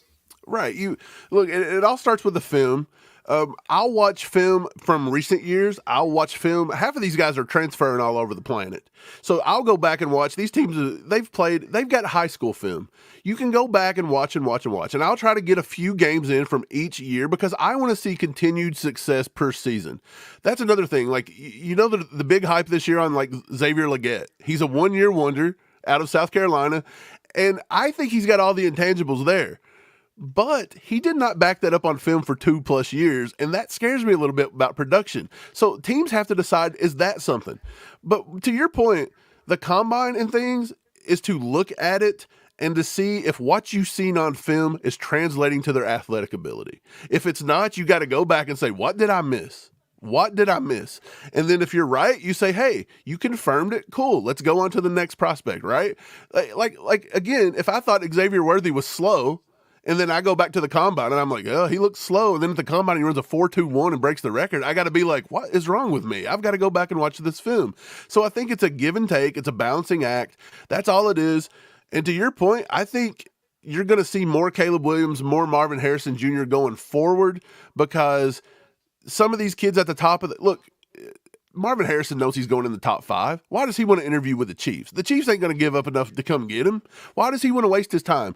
Go work out in the offseason. Go work out with a quarterback and get yourself ready to have a good rookie season. Go make your money. That's what they're going to do. So I think it's more valuable for the guys, the mid-round guys that we don't get to see a lot. You'll learn a few names. You see them a little bit. Then you're like, hey, let's go watch the film. Yeah. See, one more thing on the wide receiver room, and I want to get to my mock draft, and I want you to tear it apart because I'm sure that's what you're going to have to do just based on necessity. But one more thing I would say on the wide receiver room, and I want to get your take on it. Okay. Because I've had different predictions of how the room's going to look. Look, I told Trevor just a few minutes ago before he jumped on, if it was my way, because of how inexpensive the room is as a whole, outside of Marquise Brown and Rashee Rice, I'd gut the room. I think that every single one of those guys are replaceable. If you were to find a way to get like a conditional 7th round pick out of Kadarius Toney, you have no dead cap on him, so you don't have to spend any money on him. Sky Moore, he's on a rookie deal. I think it's like $100 some $1,000 penalty if the Chiefs trade him or cut him, whatever the case is. I've lost faith in Sky. I know you guys still believe in him. I know at least you do, Mike, because you feel he's not being utilized the right way. Maybe you are right. But Justin Watson, a replaceable level player. He's going to give you 250 to 300 yards and a couple touchdowns.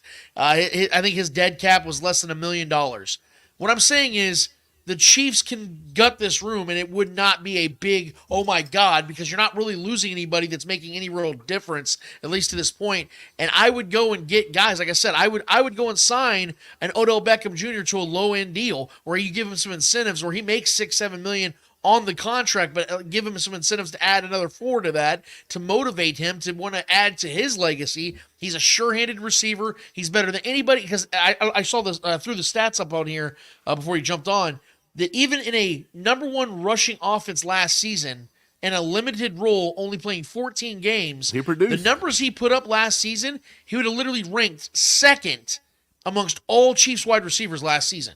So I think he'd be an upgrade to any of these guys. I like Nico Remigio. I'd like to see him somehow make this roster. Obviously, they're going to draft a receiver. This is a rich wide receiver room class. So it's just a matter of when, not if, the Chiefs draft a wide receiver. I'm not big on them taking one in the 1st round. I think they have a much bigger need, at least at 2 other positions. I think in the 3rd or 4th round is where the Chiefs, but I do know, I was watching your show yesterday that you and Steven had a couple days ago, and you did say something that if the Chiefs wait to the 4th round to draft a wide receiver, it might be too late. Could you expand upon that and give me your reactions to what I think about this wide receiver room and gutting it and going to get another veteran like OBJ? Yeah, like I'm with you with Kadarius Toney and Sky Moore. Like, it feels like there's just something wrong with them, as in their fit with this offense. It really does. Like I said, I'm under the assumption that Sky Moore just does not. He's not used properly, but I feel like at that same time, that's why they keep Justin Watson, because he is 6'3", 210. He's got pretty good speed. He's a security blanket of sorts. If somebody gets injured, he can play all three positions. You know, he can play the X, he can play a slot, he can do whatever he wants. I think that's a little stability. So I don't know if they cut all three, but at the same time, if they did, I wouldn't like lose sleep over it. I feel like you can upgrade it very easily as you laid out. Odell Beckham, look, if he takes a nice, a little pay cut, because you would have to do that. You couldn't give him 15, 16 mil, like whatever he got in Baltimore. And you know this, you would have to take he'd have to have something just like the contract we just give Hollywood. Will he do it? I don't know.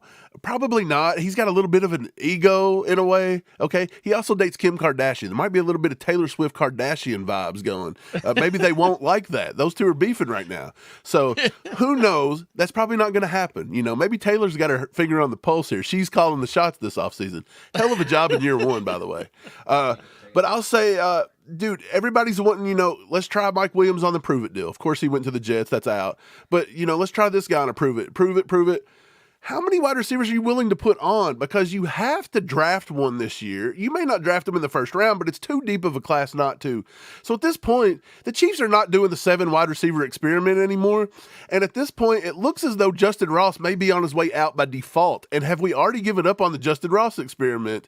Like, there's so many different things. That's like, we can't just keep adding to a room over and over and over, because at some point you're going to have 12 wide receivers and we're going to have to cut it down to 5 or 6, which is what Andy usually does. And he usually does 5. So, And I think that we actually become a tighter unit when we shrunk that down this year. Like, you've seen that pay dividends when Rashee Rice was allowed to take his lumps. By the way, if he'd have had DeAndre Hopkins, I think the lumps would have came less severe. He would have taught him and tutelaged him. I still believe you could do things like that. That may be why they look at a Xavier Worthy even in the first round this year, because you do have Hollywood just on a 1. So maybe they say, hey, he does well, he walks, we don't pay him, but we've got Xavier Worthy, we've got Ladd McConkey. You might get that vibe going, but I don't know. It depends. The free agency game is weird because you think you solved something, but did you really solve it? If they're only here short term, does the team feel like it's solved long term? And the way Brett Veach builds, he builds around 5 core players, and Patrick Mahomes, by the way, takes up 35% of the cap. You've got to hit on rookies if you're building like this, and you've got to have those cheap contracts for 4 and 5 years. And then once those cheap contracts go, you get sneeded right out the door. That's just what happens. That's the only way you can build it. That's what the salary cap's here for. It's that we all can't become the Los Angeles Dodgers and pay everybody $300 million per season at every position, right? Yeah. And by your way, you said something about the wide receiver room. Why is it too late? I believe this wide receiver class is very top heavy, in my opinion. So if you wait to the 4th round, I honestly think within the first 3 rounds, you're going to have maybe 20 to 25 wide receivers that are worthy of a top. I actually have, and I will rank it out here, I have 23 wide receivers that I think are good enough to go by round 4, which is the opening day of round 3. So round 4, early round 4, I have 23 receivers that have a grade that could go there. And this is a pass-happy league. It's a win-for-me-now league. It's a go-find the next, DK Metcalf kind of league. Who's the next Terry McLaurin I can grab in the 4th round? Teams, they keep pumping up these offenses, and these guys will go quick. So whereas you could maybe in the first round, you could get that number 6, 7, 8 wide receiver if you was to get like an A.D. Mitchell to fall, Ladd McConkey. Maybe you reach on Xavier Legette just a tad bit. A Keon Coleman even. I don't care that he run a 4.6 140. It doesn't matter. Puka Nacua ran a 4.6 540 last year, and he's just fine. By the way, he had the best gauntlet drill in which he topped over 20 miles per hour, which means he's sure of these things, which is, last time I checked, the best thing you can have as a wide receiver. And if you don't have that, go back and watch some game film of the Chiefs last year. You'll know these things didn't exist. Okay? So we got to have hands. And I just think if you don't get a wide receiver early, if you start waiting around 4 or 5, you're taking more of a shot. It's like you throw darts anyway, but the later you get in the draft, people start covering your eyes a little bit more. So you might start missing. So you got to get something sure if you can, because I do believe, I love Hollywood Brown, but is it realistic that he's going to come in and have 1,500 yards and want a $20 million a year contract? I would love it, but is Brett Veach going to pay that? Probably not. We may need to start still looking for the future. And to your point, Rashee Rice, kind of like a T. Higgins in a way. Is he a wide receiver 1? Is he a wide receiver 2? I think he's right on the cusp. I think he's got that potential, but we'll have to see. You know, this is the time where I'm going to be my most vulnerable with you, Mike. This is the mock draft time, and bear in mind, this is the first mock draft I have ever done. Ever. I love it. So I put it out there, bro, and I was very aggressive. I have a lot of trades because I think that Brett Veach, now with the L'Jarius Sneed trade in place, he can be a little bit more aggressive. I think I wouldn't be shocked if they use that 3rd round pick for 2025 to possibly move up in the 1st round. I will not. Trevor, let's go ahead and put that on the screen right now. This is where I have our draft right here. I listened to you guys yesterday, I said you and Steve broke down your guys' mock draft. I loved it. We saw some things very similarly, but I also saw this thing where I value the interior of both sides of the ball a lot more than the outside. I think that the Chiefs need to protect Patrick Mahomes at all costs and go and add to the depth of that defensive line, add some nasty to it around Chris Jones, prolong his career as well. This is where I sit right now, man. And like I said, I know my wide receiver is a little bit further down, but I think that tight end needs to be evaluated. I definitely believe that. And if Cade Stover's sitting there, I know you guys briefly talked about him yesterday on your last show as well. I just know that Travis Kelce ain't getting any younger, man. They got to start thinking about a contingency plan. You may not find the next Travis Kelce, but you've got to go and get a guy that can become a contributor and become a contributor quick, because we don't know how much longer Travis Kelce's got. But with that all said, you know these names so much better than I do. These, like I said, these were guys that I saw on the board that ranked at that certain spot, like a good place to get them. I researched these guys yesterday. I broke it all down about 30, 40 minutes ago on the show. But go ahead, man. Be honest. If you think I did bad, man, be honest with me. I don't care, dude. Like, I just need to know, what do you think about this draft class? So I'll just start at each pick, and I'll tell you what I think about him. Tyler Guyton, I think, is a great pick. Is he going to make it down? You actually traded up to 27, which is about his wheelhouse. If the Chiefs set at 32, I don't think you get your hands on a Tyler Guyton. So you gauge that pretty well. I think that's about where he fits. I've got him right now as tight end number 6 on my big board. He's just above Amarius Mims for me out of Georgia, but he's the same height. They're both 6'8".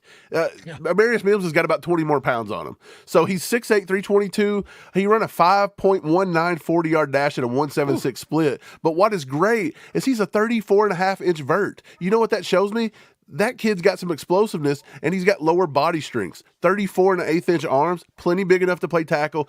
He's a riser coming up the boards. Tyler Guyton out of Oklahoma is a guy that I do believe people see potential in. He's sort of like the J.J. McCarthy of the quarterback, where they see a raw, moldable talent, and they think they can do something with him. And at 6'8", 322, you could not you could miss. Like, don't get me wrong, you can miss, but that's a lot to work with, and I do like it. On day one, is he going to be better than Wanya Morris?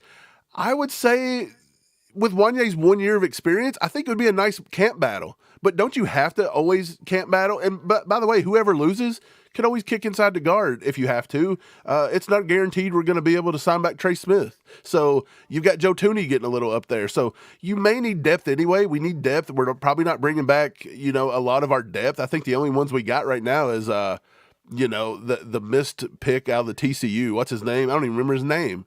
He halfway doesn't even play for us ever.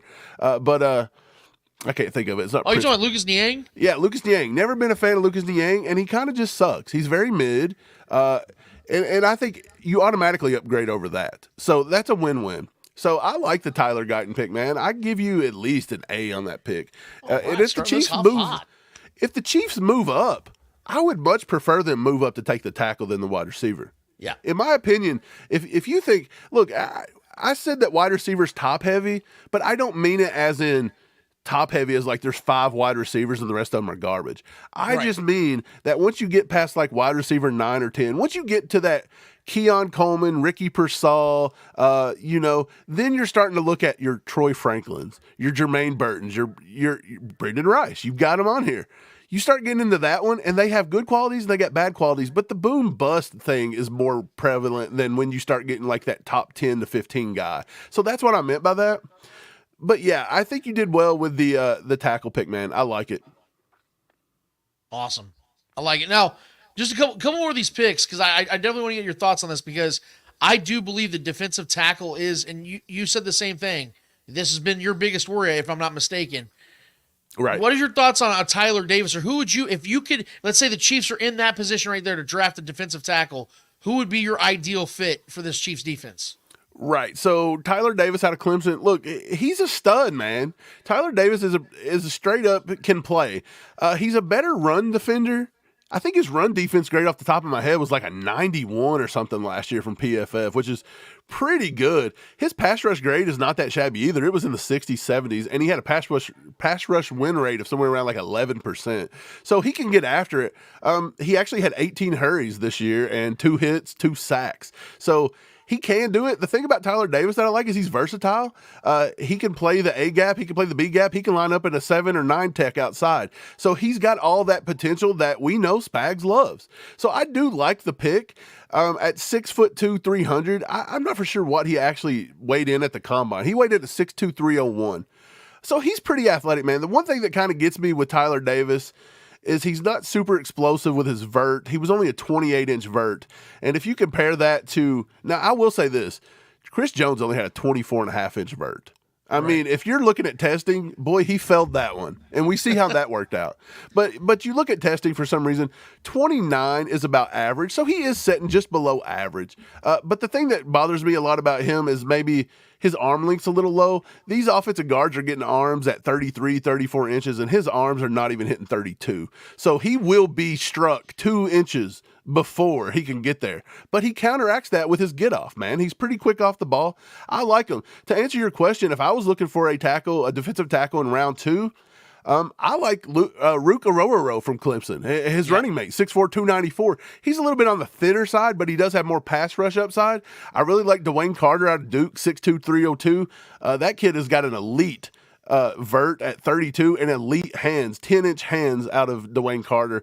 But there's a few kids out of LSU I really like. I think Mekhi Wingo gets talked about, not enough in my opinion. I think Michael Hall out of Ohio State had a very good pro day. He opened some eyes. And then I would say, Mason Smith out of LSU. He did tear his ACL by celebrating, by the way. What an idiot. But I will say 6'5", 306, and he's 21 years old. And when you see him on film, he's got that Chris Jones vibe to him. He's got that 6'5", 306 slender frame that can get after it and be imposing. I think before it's all said and done, Mason Smith will be a early to mid second rounder, but if he were to fall to the Chiefs, I would jump all over that in the second round. If you don't even want to trade up to take somebody like that. But I do like the Tyler Davis pick, man. I would give you a solid B on that pick.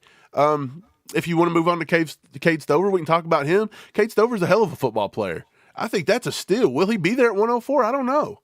I don't know if he'll be there at 104. He's pretty good. Right now, I've got him somewhere in my top 100. I think he's sitting around 85 to 90. I think the dude is awesome, man. Cade Stover, by the way, is my third ranked tight end after Brock Bowers and Jatavion Sanders. Surprise, surprise, that would be number 1 and 2.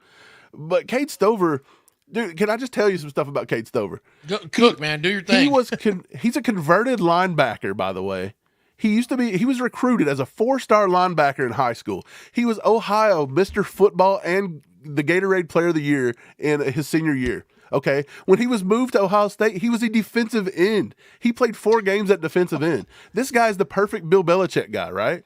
He even was converted to tight end, but in 2022 versus Utah in the Rose Bowl, they didn't have enough linebackers, so he went back across and played linebacker in the Rose Bowl and got 6 tackles. The dude he is an insane football player. He had 10 touchdowns over the last few years. He had 576 receiving yards in 2023, which matched his all-time high. The dude's got a big catch radius, and he is so physical and a good blocker. He is mean. He is a farm kid. Did you know this? Personal story about Cade Stover. He grew up on a farm, and he still farms to this day. Farming is his number 1 love. He just goes to work and plays football and then comes home and farms, man. That's what this guy does. So tight. He's a corn-eating, mean guy, and I love him. He plays with so much intensity. If you had to go with any weaknesses, he's not very nimble on his feet. He's not going to be your Travis Kelce guy. He's going to win with brute force, and he's just got some average speed. But I will say he did okay. He ran a 4.65 at the combine with a 1.59 10-yard split. He's right in the normal. He actually had a faster 40 than Jatavion Sanders, who, by the way, tested piss poor. I thought he could have been a lot better, but Cade Stover actually jumped up to my number 3, and I've got him rated above Ben Sinnott, who K-State fans might love him. I've got him slightly above Ben Sinnott because I do believe he's a more imposing physical run blocker. But and something I want to add to that, because the Chiefs are more than likely going to lose Blake Bell. There's, you and I agree 100%. I heard you say that Irv Smith may not even make this team. I'm kind of on that side as well, especially if the Chiefs do take the tight end position seriously this time around. And yeah, I was surprised just for the fact that I saw him still sitting there at 104 my mock draft. I'm like, how is Caden Stover still sitting there? Because from everything you guys talked about, other people I trust when it comes to the draft, is this dude's going to be gone in the first two rounds, probably, if not mid of the third round. So when I saw him still sitting there, I thought it was a no brainer, man. 6'5", 251. They say he has decent hands.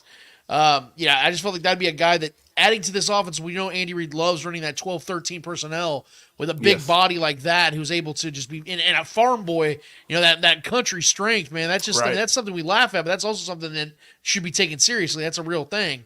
So I like it. He's also 23, which means he's a little bit more of an established, seasoned player. I think the Chiefs like getting guys who are a little bit on the older side of college players, because they can walk in and be more of an adult and understand the game a little bit better. They've been more experienced in the college rankings. They're leaders. I think that's another thing as well. And it seems like he's got a good head on his shoulders. And this is the most controversial one. And I don't want to go down the whole list, because I know that we'd love to have you all day, but the thing is, man, I think that getting to the wide receiver is the part that I think we all need to talk about the most, because I guarantee you at least 80% of the fan base disagrees with me on this, about waiting until the fourth pick for the Chiefs to go after a wide receiver. I didn't think I like what Brendan Rice does. He's 6'3", he's over 200 pounds. Obviously, he's a legacy player. His father's the greatest receiver to ever live. Right. He had 18 touchdowns with Caleb Williams. 12 of those came this last season. Seems to be a good downfield threat.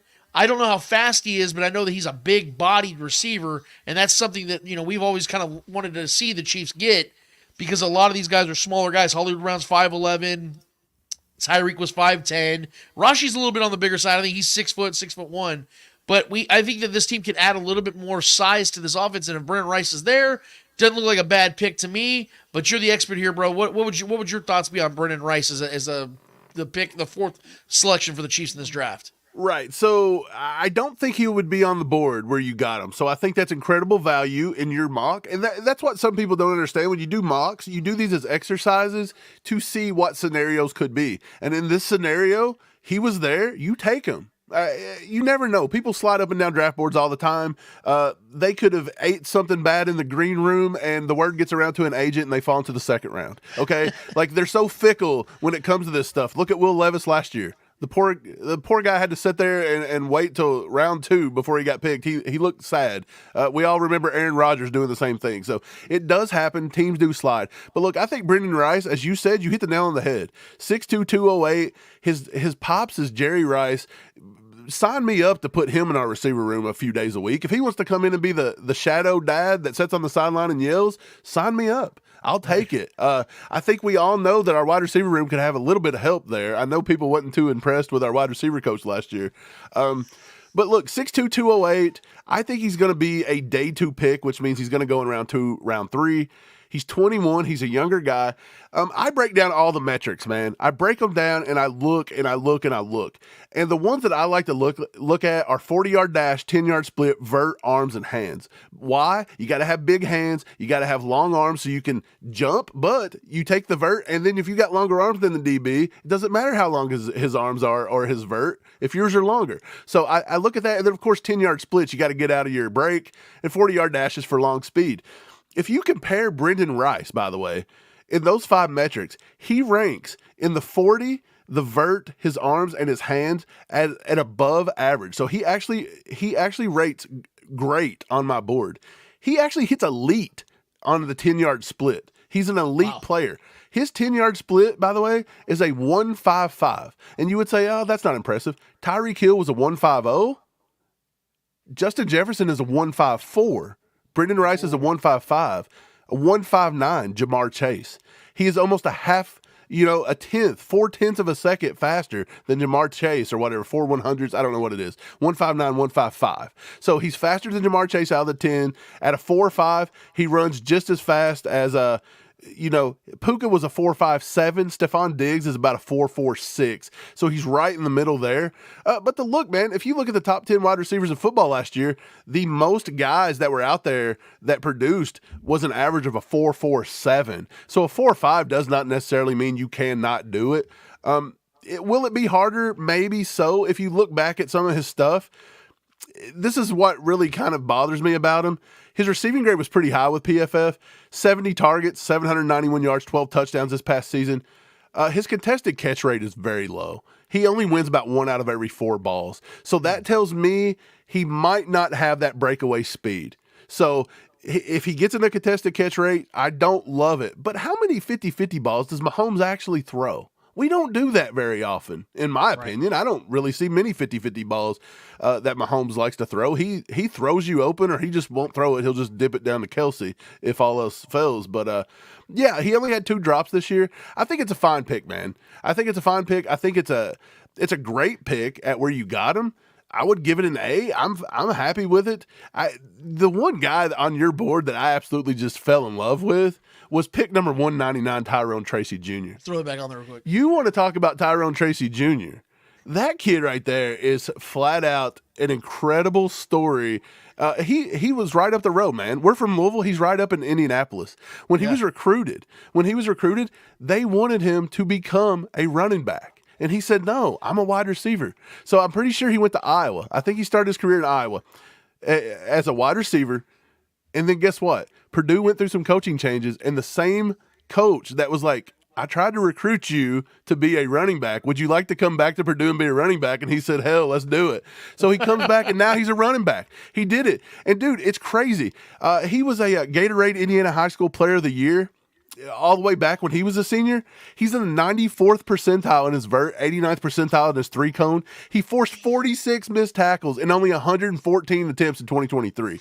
Good balance, good flexibility. He's a willingness blocker. Look, his knock is he's 24. He's an older guy. Brett Veach don't like to draft 24. But listen to this. If you haven't been a running back, you've not taken 6 years of running back hits at 2024. So it doesn't scare me that bad. The fact that he only had 114 carries last year, big deal. There's a lot of tread on the tire. He runs upright. You can tell he's a wide receiver. He's like, hey, hand me the ball, and he's not low to the ground. He's just up really high like a wide receiver, and he says, but you know what? I'm going to break some ankles, and that's what he goes and does. I think he kind of, when he gets to the second level, he don't really have a feel for where the play needs to go and where the space is. But other than that, man, at worst, I think he's a rotational piece. I think he's a willing blocker in the backfield, and he can catch the ball because of his wide receiver background. He's a Jerick McKinnon kind of guy, in my opinion. I think the Chiefs could do worse. I actually have Tyrone Tracy as my number 10 running back in this entire class. I think he's worthy of a 5th to 6th round pick. If you wanted to blow a 5th round or 6th round on Tyrone Tracy, I'm down for it. I think he's worth that. And to be honest, you could dip into the 4th and I wouldn't even bat an eye. I think he's got all the intangibles. It's insane. A 4.48 40, man. Come on, you can't beat that in a 40-inch vert. Like, what are you talking about? This is a running back, man. It's insane. So I love that pick. I thought that was my favorite pick you had was Tyrone Tracy, running back Purdue. Is he going to be there at that spot? Probably not. But in your draft, he was. That's an A++ in my opinion. Well, I was thinking about it too because it was crazy as it is. Isaiah Pacheco is only about 7 months older than Tyrone Tracy is right now. So it would be interesting to see a guy that, like you talk about the versatility that's played both wide receiver and running back, right? A little bit more of an older guy that has, I think, his head on straight because, I look at running back, the position, I think you're getting 3 or 4 years out of this dude. Right. Like, and that's the way I look at it. In Kansas City, you're not going to have a guy for 10 years unless he's the next Barry Sanders. And even then you have to really take into consideration whether you pay him or not. But I look at a guy like this, I'm thinking, man, the versatility he can bring to this team. He play a little slot if they want to put him out there, and he can play both positions, be like a Deebo Samuel type of guy. I know that's high praise, but I'm saying stylistically, right. At the same age as Pacheco, I think it'd be a beautiful fit. And like you said, if he was to fall anywhere near 199, I think the Chiefs would be insane not to take him. And I have this inkling that the Chiefs are going to take another late day 3 running back. I really believe they're going to do it again because I think Brett Veach just has all the confidence in the world in his scouting department and what he sees that we can find these dudes late in the draft and continue to do it, because like Trevor and I were talking earlier about 7th round picks.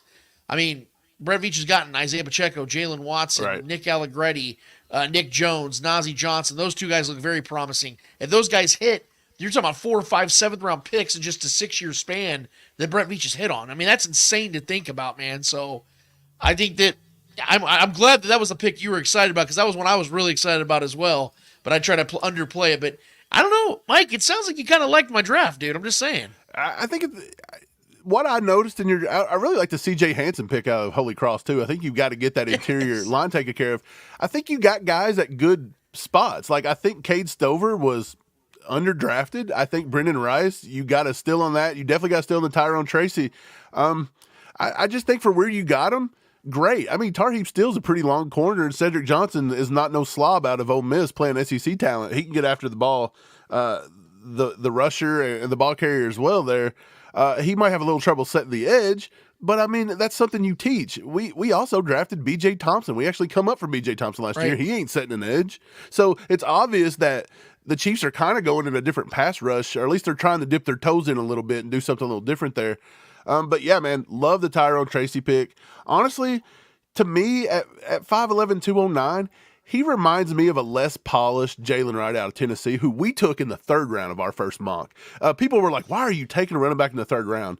Look, we were under the assumption that you got to have playmakers, man. And it's not a knock on Pacheco, but Pacheco's been in the league now 2 years, and he runs with a play style that he is constantly injured. Look, he's missed a lot of games to injury. He's had some surgeries. You name it, but you still need a guy. If you could snag a Jalen Wright that's 5'10", 210, that runs a 4.38, and he looks like Alvin Kamara mixed with Jerick McKinnon. Like, if you could get that, I think you do it, because the Chiefs were rumored to do that last year. If you remember the kid that got drafted to Detroit out of Alabama, the running back, a lot of people thought that the Chiefs would have took a shot on him if he was there.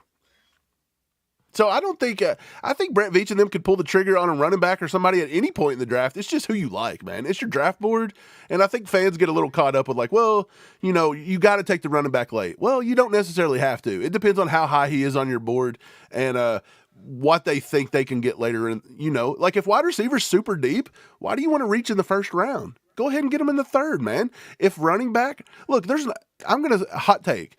Running back is decent in this draft. Jonathan Brooks out of Texas is the number 1, but he hurt his ACL. If he wouldn't have done that, he was a round 2 talent. I honestly believe a team could snag him in round 2, and I believe Jalen Wright out of Tennessee is a round 2 talent. Maybe even Trey Benson out of Florida State could be a round 2 talent. But with that offseason run of running backs, all that crazy signing and running backs we see with free agency, it would not surprise me if the first running back off the board is after pick 60 this year. It would not surprise me. You maybe even get into the 3rd round before you see a running back taken. It wouldn't surprise me. It wouldn't surprise me. So and a lot of good talent. Once one goes, then all of a sudden you're going to probably see a list of them go. For sure, man. For sure.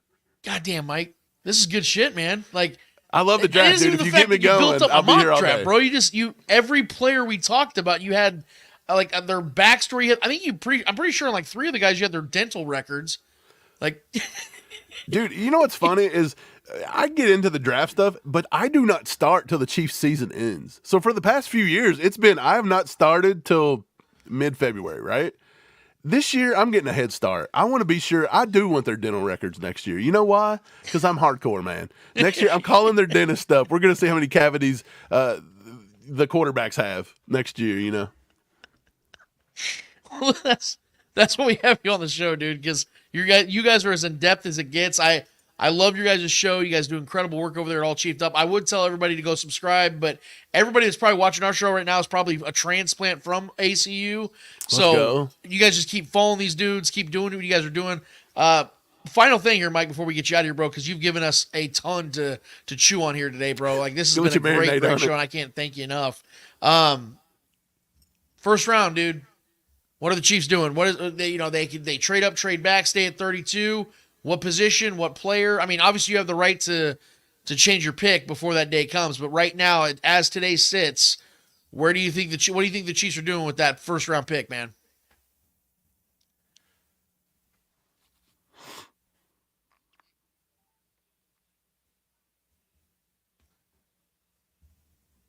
You hear me? Hey, are you there? Yeah, everything got cut out. It showed everything was gone. So in round one, I'm with you, man. Did you cut out again? Mike, we lost you, man. You got me? There we go. All right, he's back. Yeah, it was showing everything gone, like everybody. But yeah, for round one, I think I look at tackle. I like that pick. But look, if you're sold on Wanye, maybe they don't do it. But look, if you got a guy like I don't love.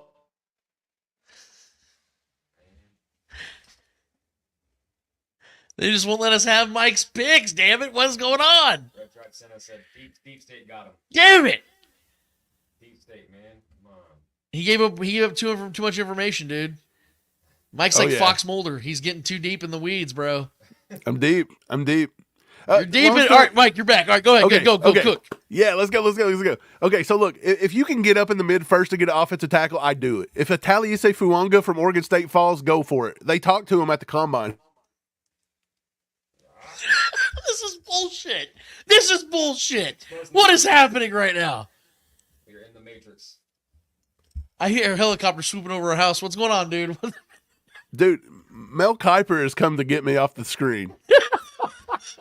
Look, they took out Pretty Ricky in free agency on Twitter. They're coming to get me, man. I'm dropping bombs Mike's out here. Next. Oh, were you Pretty Ricky? You son of a bitch. You were Pretty Ricky. Hey, I don't give up my sources. I'll say. Look, let's answer it really quick. If you can get a nice tackle to trade up for, yes. If not, and you got to sit, I wouldn't be opposed to take wide receiver. I wouldn't be opposed to take another tackle right there. I wouldn't be opposed to take defensive line. I think you can go any different direction. I think Brett Veach just needs to be very smart. He's got to hit on a majority of these because we got a lot of roster spots to fill. And but our salary cap is back towards the 25, 26, $27 million mark now that Snead's gone. I think the actual number on that is like 27.5 or something. So it's something to where he's got some room to wiggle. But yeah, with that top 51, the way they jump off and fall off and all this stuff, he's not going to need too much to sign these draft picks. So I just think the Chiefs can go several directions. I actually got a question for you. You dug into the draft. Do you have like a my guy? Do you have like a guy that you just love that you would love to see the Chiefs take? Just anybody? Yes. And it's unrealistic as fuck, man. Okay. But it's the guy I want more than anybody. And I've been saying, I told your brother, actually, you could tell Steven was trying to be nice, but he's like, yeah, he's not going to be there, Lance. Is it Joe Alt? I said, my initial thought a couple weeks ago was the Chiefs are going to trade up like 12 spots. Okay. Give up. Because, dude, look, I'm gung-ho, man. Like, I'm all for the three-peat. I would give up this year's first and next year's first to move up deep into this draft. I would go up and get as far as I could to go get Joe Alt. Joe Alt. Dude, he's good, man. He's really good. You can't say enough about Joe Alt. And what I'm scared of is that the Chargers are going to sit there and take him, and we're going to have to see him in the division. That's even though they got Rashawn Slater, you can't have too many good tackles, dude. No, you can't, man. If I had my guy, man, I'm going to leave you with this one, and then I'm tired of it. I love Ricky Pearsall out of Florida, man. Yep. I absolutely love that kid. He was recruited by Herm Edwards to play at Arizona State, so he's proved it at two different places. Dude, his metrics and everything he tests, he had the catch of the year versus Charlotte. If you didn't see that one, it's a one-handed grab, and he gets laid out, and he catches the ball, and he gets up and just drops the ball on the kid. Like, he is smart. He is the round two version of Ladd McConkey, and honestly, I think I put him right here with Ladd McConkey. I think he could do it. I think he's a guy you look back in 3 years and you say, how in the hell did this guy fall to round two? Like, that's him. I'm a big Ricky Pearsall guy. Steve gets on me for it. But every year I like to pull out a wide receiver. Last year I said Puka Nacua would be the sleeper. Lo and behold, who would have seen it coming?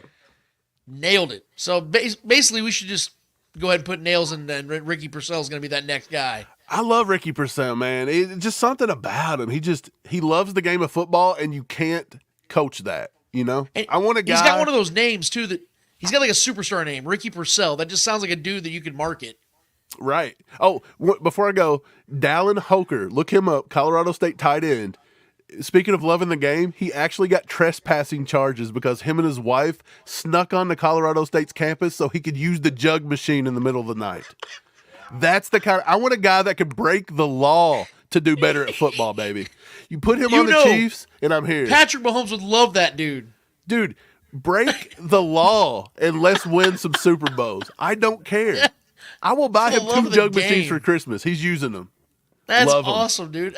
Only Mike would have that information, too. This is why we got to have you on the show more, bro. And after the draft is over, maybe we'll do something cool where we have like you and Steve on the show at the same time and get your guys' reactions as to what happened in the draft. How badass would it be if the Chiefs end up getting Ricky Purcell? I'm just saying. Dude, I love it. I love it. He feels like a guy that's never going to happen because they've only picked one guy I've ever wanted in my entire life. I mean, I did like George Karlaftis. I said they would.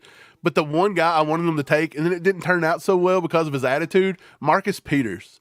I really wanted Marcus Peters that draft, and they did it, and I was like, heck yeah. And then, like, you see what happened. He turned into a problem. Hey, he gave us 3 amazing seasons. That's all I know, man. But, dang right, baby. He was fun to watch. Mike, regardless of whatever that happens in this draft, man, I do believe that Veach is going to continue to cook, but we wanted to get your expertise on this, dude. You gave us incredible content. Like I said, I'm going to be blasting this out on our social media all week long, leading up to the draft. We're going to get this stuff out there.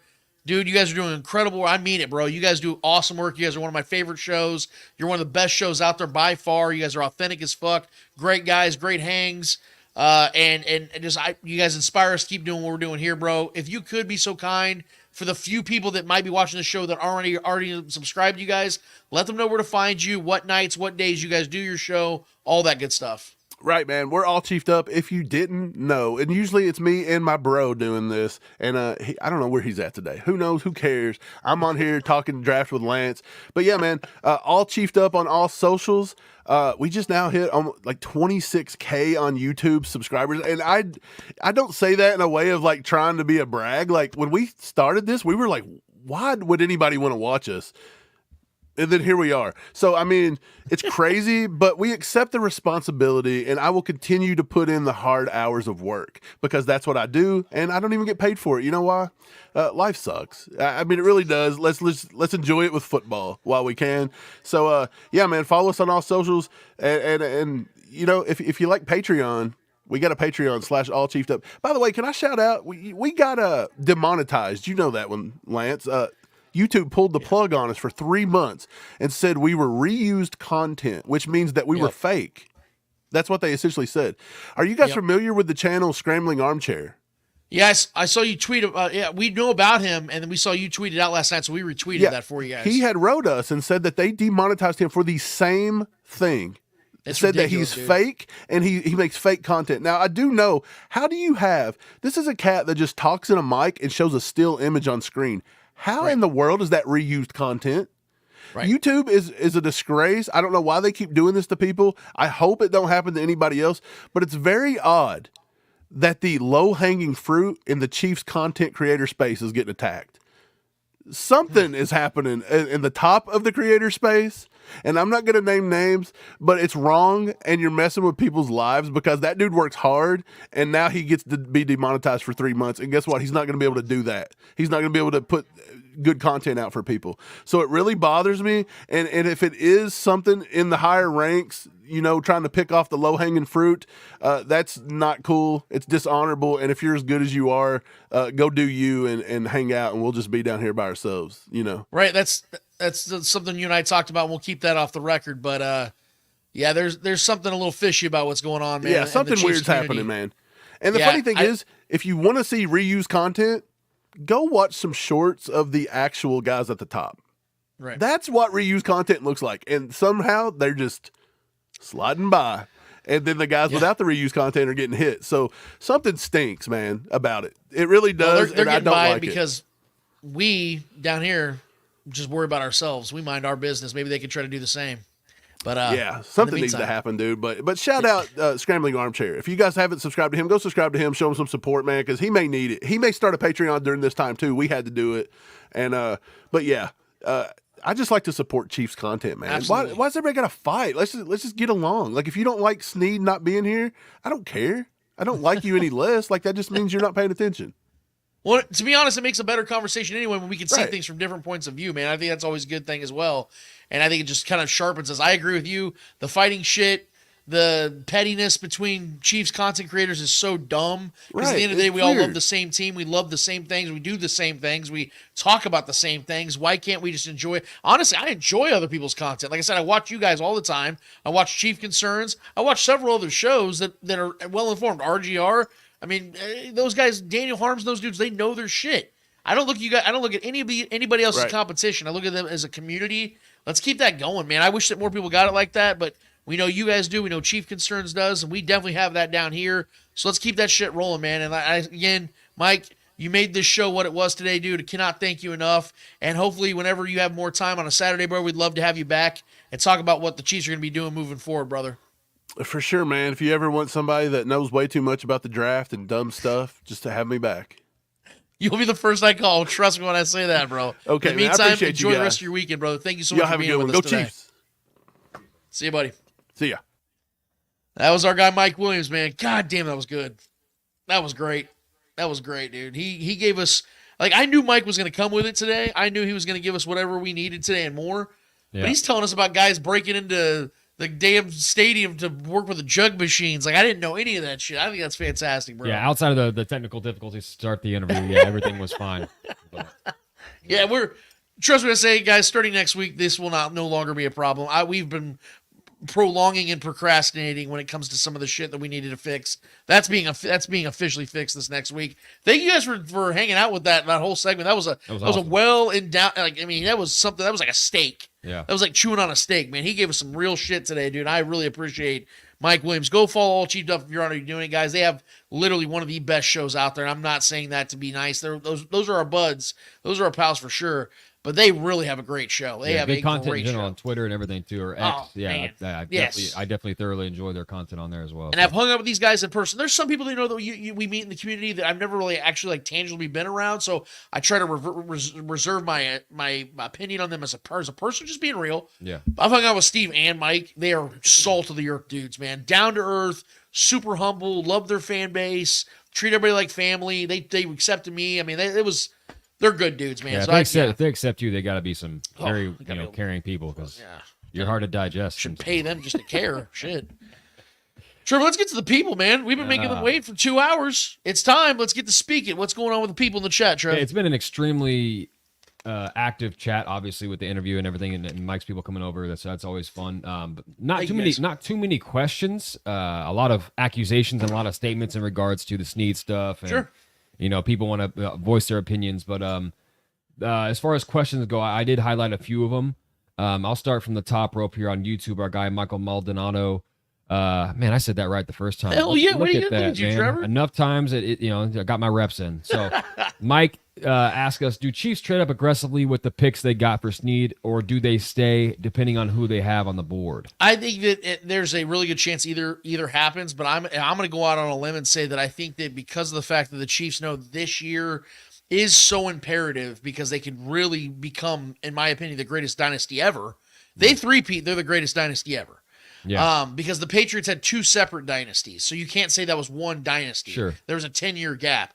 The Chiefs win 3 straight championships and win 4 out of 6. They are the greatest dynasty that's ever existed. I mean, yeah. So with that said, if you know that you can use a 3rd-round pick in next year's draft to move up a few spots in this year's draft and get a guy that you didn't think was going to fall that far, because I tell the story all the time, but I'm going to continue to say it. When Brett Veach met with John Middlecoff from the Volume at the Combine this year, and they were talking about Trent McDuffie Yeah. and how, Brett Veach, because, Middlecoff wanted the stories. Like, how the hell did you get Trent McDuffie? How did you guys work that trade?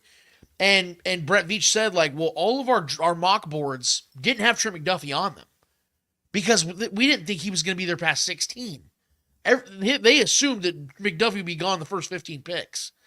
But because of the fact he started falling into the 20s, they're like, oh my God, Trent McDuffie's still there. Let's trade up and get this dude. And they used future picks to go and get their guy. And you saw what that's done. That's paid dividends. Trent McDuffie's one of the best corners in the league and is going to be a staple for this defense for at least the next 3 years.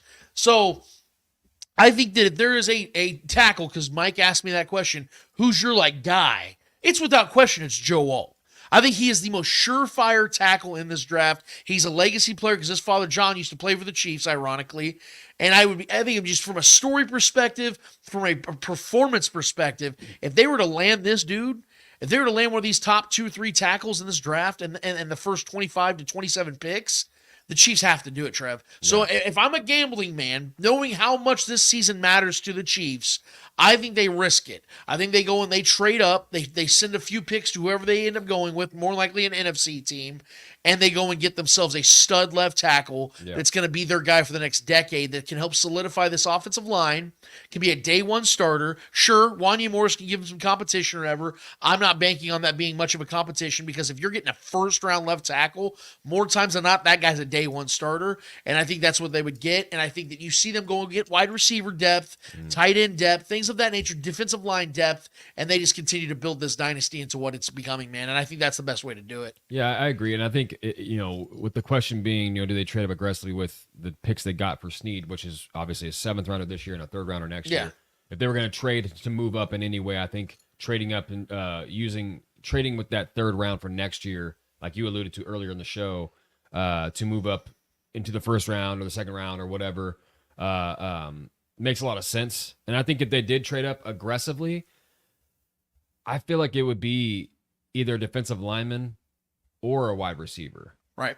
Because I think I know there's a lot of depth here, but if a wide receiver is like that they think has elite capabilities and super high upside and he's falling, I think those are the two moves that they aggressively go after. Because I think we could figure it out at offensive line. We kind of always have, if I'm being honest with you. We've had a rotating door at left tackle seemingly, and we solidified our right tackle, but a guy that could also, who knows? I think we can make shift our offensive line but I think if we try, I don't think we trade up for a offensive lineman, in my opinion. I don't. I mean, I think if we trade up, it'll be for extremely gifted skill player that could be a game changer kind of guy, or an extremely good defensive lineman. Because I think I'd rather take more depth at the defensive line than offensive line at this point, because I think we've found ways to make the offensive line work. How long do you want to keep it? How long do you want to keep doing that though? I know, but the fact that we are able to do it. But the reason they've been able to do that is because they've had either trade assets to go and get a guy, or there was a dude that was sitting out there in free agent. Do you really want to give another year of Donovan Smith? They've had such great guard play too, so that can overcompensate. But I mean, I'm saying, do you really want another year of Donovan Smith? No. But Wanya Morris, who graded terribly last season. Yeah, that's all I'm saying is if we do decide to trade up, I don't think we're going to trade up for a tackle. And if you are trading up, that would be the position, don't you think? I don't know. It's hard for me to put my mind in the mind of Veach and what he values in this draft and what he sees in this draft, what their board would look like. I'm just trying to picture like what I think if we did trade up, I feel like it would be like a possible future superstar offensive player, or a future superstar defensive player. For this, as far as a skill player offensively, and then like a defensive lineman or an edge rusher defensively, if we're going to trade up, I feel like it would be that. Because we did trade up to go get McDuffie, and I think that was their guy. I'm seeing, not to interrupt you, I see our guy Brandon Chester suggesting that the Chiefs go and get like a David Bakhtiari. Guys, David Bakhtiari has missed over 30 games over the last 3 years. He at this point of his career is at best a depth piece. You cannot trust him to play a full season. No. You just can't. Do you really want to have a broken, hobbled down 32-year-old left tackle protecting Patrick Mahomes' blind side? Like, it was scary enough having Donovan Smith out there. He's a name at this point. He's been an incredible player. For the first 5 years of his career, sure. Yeah. He was really good. Yeah. And he had the ACL tear and he was never the same. Yeah. Never the same. Granted, he would be a vet min most likely. That's what I'm saying. But he'd have to be like a backup to the, Wanya Morris and another tackle would have to be hurt before Bakhtiari plays at left tackle. Because I would rather Wanya. He's so bad and he's so out of it. I would rather have Wanya Morris at left tackle. That's how bad he is. He's missed 30 plus games over the last 3 years. Yeah. Come on. Yeah, you just can't trust that, man. That's just not. No. I'm good on that. Wallace Harper, can we talk about why Snead is valued so low? Is it really that cheap to get a number one corner? Yes. Guys, go look at, I challenge anybody. We've talked about this on the show. We'll put the challenge out there for you to look at all the recent corners who have been traded in the NFL. We broke this down on this show. The only one that has garnered a first-round pick, I think ever, was Jalen Ramsey, who was 24, 25 years old, multiple-time first-team All-Pro. It was easily the best corner at the time. Without question. Yeah. Without question. The most dominant, shut-down corner in the league. Yep. And he got 2 first-round picks for the Jaguars from the Rams, a team that was just banking on getting rid of picks, a team that just did not care about picks. Literally, their GM said, F these picks. Yeah, they were all in on winning the Super Bowl. Yeah. So that was like the most like... It's a perfect situation. Perfect situation where you have this insane talent in the prime of his life and career going to a team who was just desperate and had the picks to haul off. Outside of that, like Darius Slay, you're getting a 3rd and a 5th. You're getting like middle tier picks. This is why I said at best, Chiefs get a 2nd-round pick, and that's like the absolute best. But again, with L'Jarius Sneed's injury concerns, him not being a young cornerback, he is a veteran, 27, going to be 28 years old at the end of this next season. There's just no real way you can sit here and say that he's been undervalued. Yeah. When in my opinion, they got a decent trade for him in return. And the biggest thing you got to remember, guys, is the team that trades for him has to pay him a ton of money. Yeah. So they're sacrificing a lot. So they're paying him over $20 million a year and giving up draft capital to get him, with those risks included. So he was never going to get that here in Kansas City. And I think that Chiefs fans, like Trevor said earlier today, is going to understand that when the Chiefs defense continues to succeed, the cornerbacks continue to look awesome without L'Jarius Sneed there. Yeah, and I do think, I want to reiterate my point. I do think, and this is how it is on most fan bases, most teams. You tend to, when these players are on your team, you tend to favor them a little bit more. You tend to kind of glorify and romanticize them a little more than any other fan base would. Not saying that other teams don't recognize how good L'Jarius Sneed is, but it kind of spoke for itself what the market demanded. Yeah. If he was that good, other teams would have been giving him more lucrative deals, and he would have been gone with the quickness. Yes. Right? It would have happened before Chris Jones got his deal. I think we need to have an objective, because this is a very subjective situation to the Chiefs fans, because like I said, it's very romanticized, because we've seen him, we've watched his whole career here. He's our homegrown guy. He's a guy that we picked, and he developed here and in this system. And we him punking Tyreek was just like an extra, seasoning on top of who he was, him kind of really becoming into his own and being more of an outspoken leader on this defense this year in particular, and us winning multiple championships with him back-to-back years. It's a very romantic thing. It's a very romanticized and red-colored glasses, red and gold-colored glasses looking at him. But from the outside looking in, he may not garner as much respect or adherence to who he is from the outside looking in. So I think, the market is what the market is, supply and demand, and his supply didn't demand as much as people in Chiefs Kingdom arguably thought he was worth. So it is what it is, man. And plus, it's DBs, man. Let's be real. They're to me, they're like the running back of the defense. That's a very expendable, position where you can give or take, and you can really kind of mask. Yeah. Outside of the certain outliers. But I think we know who the true alpha dog on this cornerback room for the Chiefs is, and that's Trent McDuffie, man. He has Wallace Harper has a follow-up question with that as well. Also, what kind of message does it send when our homegrown guy isn't worth the contract he's earned, or at least the compensation that reflects the caliber of player he is? I think I kind of just... Well, but hold on. Yeah. Who did the Chiefs just give a record-breaking deal to? Right. Yeah, that's what I'm saying. That's a kind of a... You know what I mean? No offense, that's kind of an ignorant take in my No, I mean, we can't... Okay, like you've always said, Trevor, I'm going to kind of steal it from you for a second. Yeah. You can't count the misses and not the hits. Guys, Patrick Mahomes got a record-breaking deal. That's a homegrown player. The Chiefs paid Travis Kelce's made money. He's a homegrown player. Chris Jones just got a record-breaking deal. He's homegrown. You can't... Look, I promise you guys, anybody in the league that looks at this as, the Chiefs aren't taking care of their own, doesn't understand the market and doesn't understand team building. Because, again, you can't pay everybody. And to the point that we've talked about, there are guys that are coming up on contracts the Chiefs want to keep that play more important positions than L'Jarius Sneed, and quite frankly, are better football players than L'Jarius Sneed. He's a good football player, and I'm so happy for him to make the money he's about to make. $75 million, $55 of it's guaranteed. That changes his family's lives forever, hopefully. Yeah. But he was never getting that here in Kansas City based on positional value and what he is to this defense. Because again, guys, Can you say with any actual definity that he's not a creation of Steve Spagnuolo? We're gonna find out. We're going to find out. Yeah. And I hope he's not. My point, though, is that question is legitimate right now because we've never seen him not play with under Steve Spagnuolo's defensive scheme. Now we're about to. And if he's still the same guy, then you can have your banter about maybe the Chiefs should have kept him.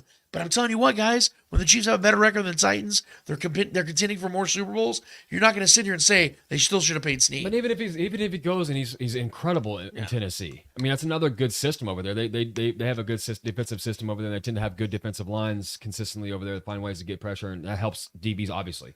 And having a Chris Jones obviously has helped L'Jarius Sneed's career as a Chief. But even if he is great over there in Tennessee, good for him too. Like this is a win-win situation, man. The Chiefs got compensation, maybe not the compensation everybody wanted, but we got compensation nonetheless. And we get that money off the books or back on the books that we can use to make more moves here. Right. And I think there's still moves to be made.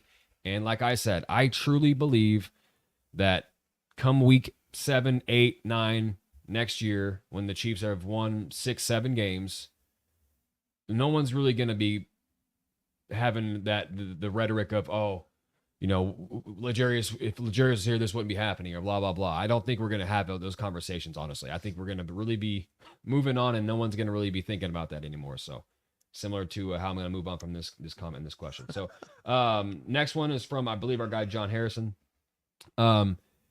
If they trade up in the first, you take a tackle, there is a depth at wide receiver clear into the 3rd or 4th round. I know we touched on this, but I just wanted to give this. Well, even if the Chiefs had their left tackle position shored up, let's say they had, think of like a good left tackle in the league right now, Trev. I'm blanking out right now, but Mailata, he's a left tackle. Yeah, because Lane Johnson's a right tackle. Yeah, so Mailata. Let's say the Chiefs had Mailata right now.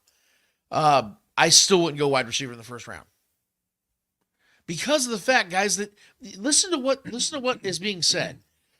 You just heard Mike Williams from ACU on the show, and you've heard a lot of other people say it. This is as deep as it gets when it comes to a wide receiver draft class. That means that you can afford to go other places and then still hit wide receiver and find a badass that would otherwise probably be a first-round pick in any other draft class. So when you know that it's rich at a position, you don't have to go out there and overspend on getting a guy as soon as possible. Unless it's the guy like Trevor said, where there's like a star player and you just know this guy's going to be the thing. Yeah. Okay, that's a different scenario. Like maybe Justin Jefferson type of guy. Yeah, maybe that is Brett Veach's scenario. Maybe Brett Veach knows something about a guy where he's as sure about this guy as he was about Patrick Mahomes. Right, and if he's slipping. Yeah, maybe that's it. Yeah. Okay, and I can live with that. But again, we look at needs right now for the Chiefs. Defensive line is more of a need right now than wide receiver. Yeah. Because right now, guys, there are more sure things in the wide receiver room. As crazy as this sounds, there are more sure things in the wide receiver room than there is in an interior defensive line. Chris Jones is like that one thing you just know, oh my God, he's going to be an all-pro. But like Turk Wharton and Derek Nottie, just rotational guys. You need to go and get another dude that's nasty.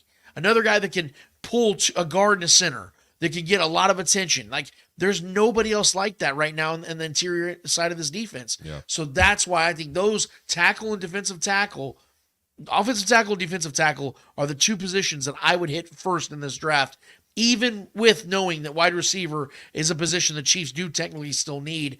I think that they've answered the large majority of that by getting Hollywood Brown, by having year 2 Rashee Rice, and I do still believe they're going to be picking up another veteran wide receiver, guys. I do think Josh, I don't know, I haven't stayed up to date. He visited somebody. Somebody, yeah. Josh Reynolds, if he's still out there, maybe the Chiefs bring him in. Tyler Boyd still hasn't been signed. I think there's a bidding war for him, though. Yeah. So he probably won't be a Chief. Michael Gallup's an option. Odell Beckham Jr. is still sitting there. Yeah. I think the Chiefs are going to add at least one more veteran on a cheap deal to solidify this wide receiver room, and then you draft a guy. And McCole Hardman's still out there, too. I think McCole's going to be on this team, too. Sure. I do. And Nico Remigio is a guy I'm not giving up on. Yeah. I refuse to give up on Nico Remigio. I think he's got something to him, and he's a special teams guy, I agree with you, man. So that's my point, is that this team, although, yes, needs wide receiver depth, They don't need to go out there and get a Marvin Harrison Jr. They don't need to go and trade for a Justin Jefferson, because as we've seen over these last 2 years, if you just have a guy in that wide receiver room that is reliable, this team will win Super Bowls. You got guys that can catch the football. Yes. I mean, just go get dudes that can play the position. Just Kadarius, this is why I said just gut the room. Yeah. Break free of Kadarius Toney, break free of Sky Moore. They are useless players. I know that sounds mean. It's the truth, guys. They were healthy scratches at the Super Bowl. That should tell you everything you need to know. Yeah. Rhino on YouTube. If the Chiefs have the 1 seed wrapped up and are 16-0 going into Week 18 with an undefeated season on the line, do you think Andy Reid would let his guys play or sit his starters for the three-peat run? Well, I mean, I think it comes down to the players, because we heard when Travis Kelce had a chance to continue his streak of 1,000 yards, it was him that made the decision that I want to sit, I want to rest, and Andy Reid respected that. I think Andy Reid is such a player coach, he would leave it up to the guys. I really believe that. I really believe Andy Reid would say, Patrick, do you want to play? Of course, Patrick's going to say yes. And he would probably have to keep a short leash depending on how the game's going. Because if Patrick's out there getting hit and they're losing the game, get out of the game. But I do believe he would leave that up to the players. And I do think ultimately what would happen is the players would play. I do believe that. If they were 16-0, and they knew that not only on the precipice of a three-peat, but could be winning a three-peat as an undefeated team. Could you imagine what that would do to the NFL history? Like, it would just send shockwaves, dude. They not only win 3 straight, they win it undefeated. Yeah. Think about that, dude. Like, that'd be insane. You can't pass up that opportunity. You just can't. Yeah, I believe Andy Reid at least play in the first half. Yeah, and see how it's going. If we get a dominant lead, depending on who we're playing, obviously. Yeah. But, yeah, I mean, that's a fun thought, but man, going 16-0 at that point is something it's tough to fathom. Well, to that point though, think about it real quick. That in itself. If you win that game, win or lose or whatever, I mean, you still get the first round bye. Right. So you're getting rest anyway. Yeah. You know what I mean? It's true. Yeah. So the last one, it was just more of a throwaway comment that I just thought was funny. I'm just gonna put it out here. It's from Facebook. I'm not sure who it is. Maybe John Harrison. Just give Tony to the Titans as a part of the Snead deal. Free up the cap space. LOL. I thought you would like that. I just thought that was funny. Imagine when it's included. Well, yeah, Tony in the mix. Yeah, you have to trade Tony because his cap hit is Right. His dead cap is $2.5 million. So if they trade him, that dead cap goes away. The Chiefs aren't eligible for anything. Right. But if they were to cut him, they are eligible for the 2.5. So yeah, I would have loved that. Like, hey, and by the way, we're gonna throw Tony into the package. Oh no, it's all right. No, you guys can have him. Go ahead. Well, sorry guys, Kadarius Tony's gonna be a Chief this next Too season, bad. so that's unfortunate. Shut the hell up, man. He's gonna be a I hope- Chief, dude. He's gonna be. For what? To gonna be a you Chief. hand out waters during halftime? He's gonna change everybody's minds. He's coming back. Here we go. Another fucking year of this. I hate that I convinced myself of it, but it's happening again. I don't know why. Did he get surgically repaired hands? You find some fingers? That's it, man. Got 2 fingers right here. All right, well, guys, hey, without question, this has been one of our most active chats. Yeah. We love the activity. We love that you guys have been a part of this all day long. I was amped and ready for the show because I knew the information we were about to get, the intel we were about to get from old Mike Williams. I hope you guys enjoyed that part because I definitely enjoyed that. I was just sitting back and just listening to all the information he was giving us.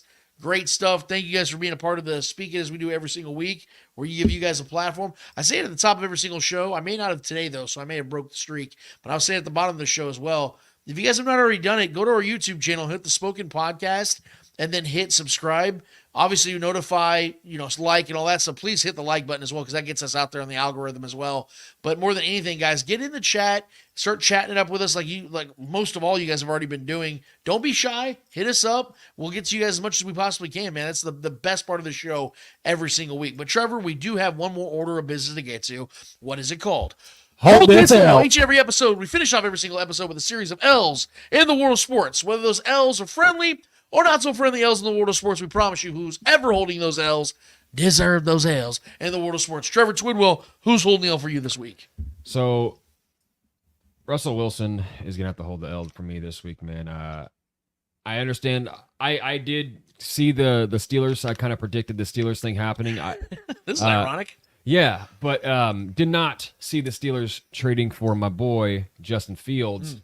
Did not see that happening. And I think you made it a tweet, like as soon as that trade was finalized with Justin Fields that he would be the starter by week 8. And I agree with you. I do think Justin Fields is the superior player at this point of their careers. No offense to Russell Wilson, but it felt like Russell Wilson was brought over here to be a placeholder until Justin Fields can kind of, and which is crazy because it wasn't like in the order it happened was just a kind of an odd situation. But Russell Wilson, man, the rise and the fall of what his career has been, a guy that should have 2 rings, and one on a rookie contract and a very ideal situation for the Seattle Seahawks. And then the trajectory he was on, and then now the downfall he's been on with the whole debacle, maybe the worst contract in NFL history, going to the Broncos and how that all fell apart, and just the terrible combination of both sides, the extreme cringiness of who Russell Wilson is and his situation, and him being this prima donna, having his own office and being very unlikable amongst his peers and his teammates and all that, and all the stories you hear about him. Marshawn Lynch talking about, his character, and so on and so forth. And then him, the Broncos being so over him, they're willing to eat all that money and trade him to the Bears, or basically cut him and let him go to the Bears. Steelers. Or the Steelers, I'm sorry. And then the Bears trading Justin Fields, doing what's right by him, letting him go to the team he actually preferred, going to the Steelers. It makes a lot of sense that Justin Fields will be the guy moving forward with him, with his age and his elite upside in my mind, with his ability. I mean, you look at his numbers just last year compared to MVP Lamar Jackson, and they're identical. Yeah. Lamar Jackson just happened to be, no offense to Lamar Jackson, true, though. just happened to be on the better team with the better defense. And Justin Fields missed several weeks. Mm-hmm. He had more rushing yards, more rushing touchdowns. He's a better runner with football than Lamar Jackson. He's an incredible athlete. Isn't that saying anything about it? Dude, I've said it from the very beginning. He was my favorite quarterback coming out of that draft. I thought Trevor Lawrence was the best, and I still think he is the best out of that class.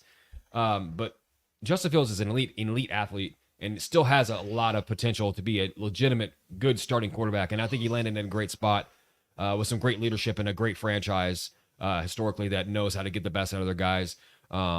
So reason I'm giving Russell the L here is just because I think he did the whole congratulating Justin Fields on coming over here and doing the whole spiel, welcoming him and trying to be that mentor type deal, which might be true in a sense. But I think he knows why that move was made, and I think we all know why that move was made. He's a placeholder. He's a paperweight. He's going to lose his job before the middle of the season, I believe. I'm right there with you on that. And I think he's the lesser of the 2 quarterbacks talent-wise. And so he's going to be losing another job here soon. So for that, Russell Wilson, do me a solid and hold this L. Russ L. Wilson. Russ L. You can't spell it without 2 L's, man. He's got a lot of L's in his name. And the way that they went about it, I think the only guy that can get Mike Tomlin fired from his job is Russell Wilson. So if they hold on too long, that might be the one. It's like, okay, I'm saying Mike Tomlin's never had a losing career. Right. Why do you think I said week 8? No, I agree with you. Because it's halfway through the season, and if they're losing games, if they're like 2-6 or 3-5, and I got a hot take once we start. I'm just saying, I can't bro. wait for our next prediction. They give up a 4th-round pick for Justin Fields. Yeah, I got a hot take. Yeah. Brewing for that Steelers team. We'll see. My L is very simple because this has to do with a guy that I don't know how he's made it on television, but I love the fact and hate the fact simultaneously that we are in a time where fake reporters, these characters that people play on TV, they do whatever they can to get people to pay attention to them, and then they get shat on when they're wrong, like they always are, and think that it's somehow our fault. And maybe it is our fault to a degree that we keep feeding into this frenzy that is TV media, that is hot take generation and culture.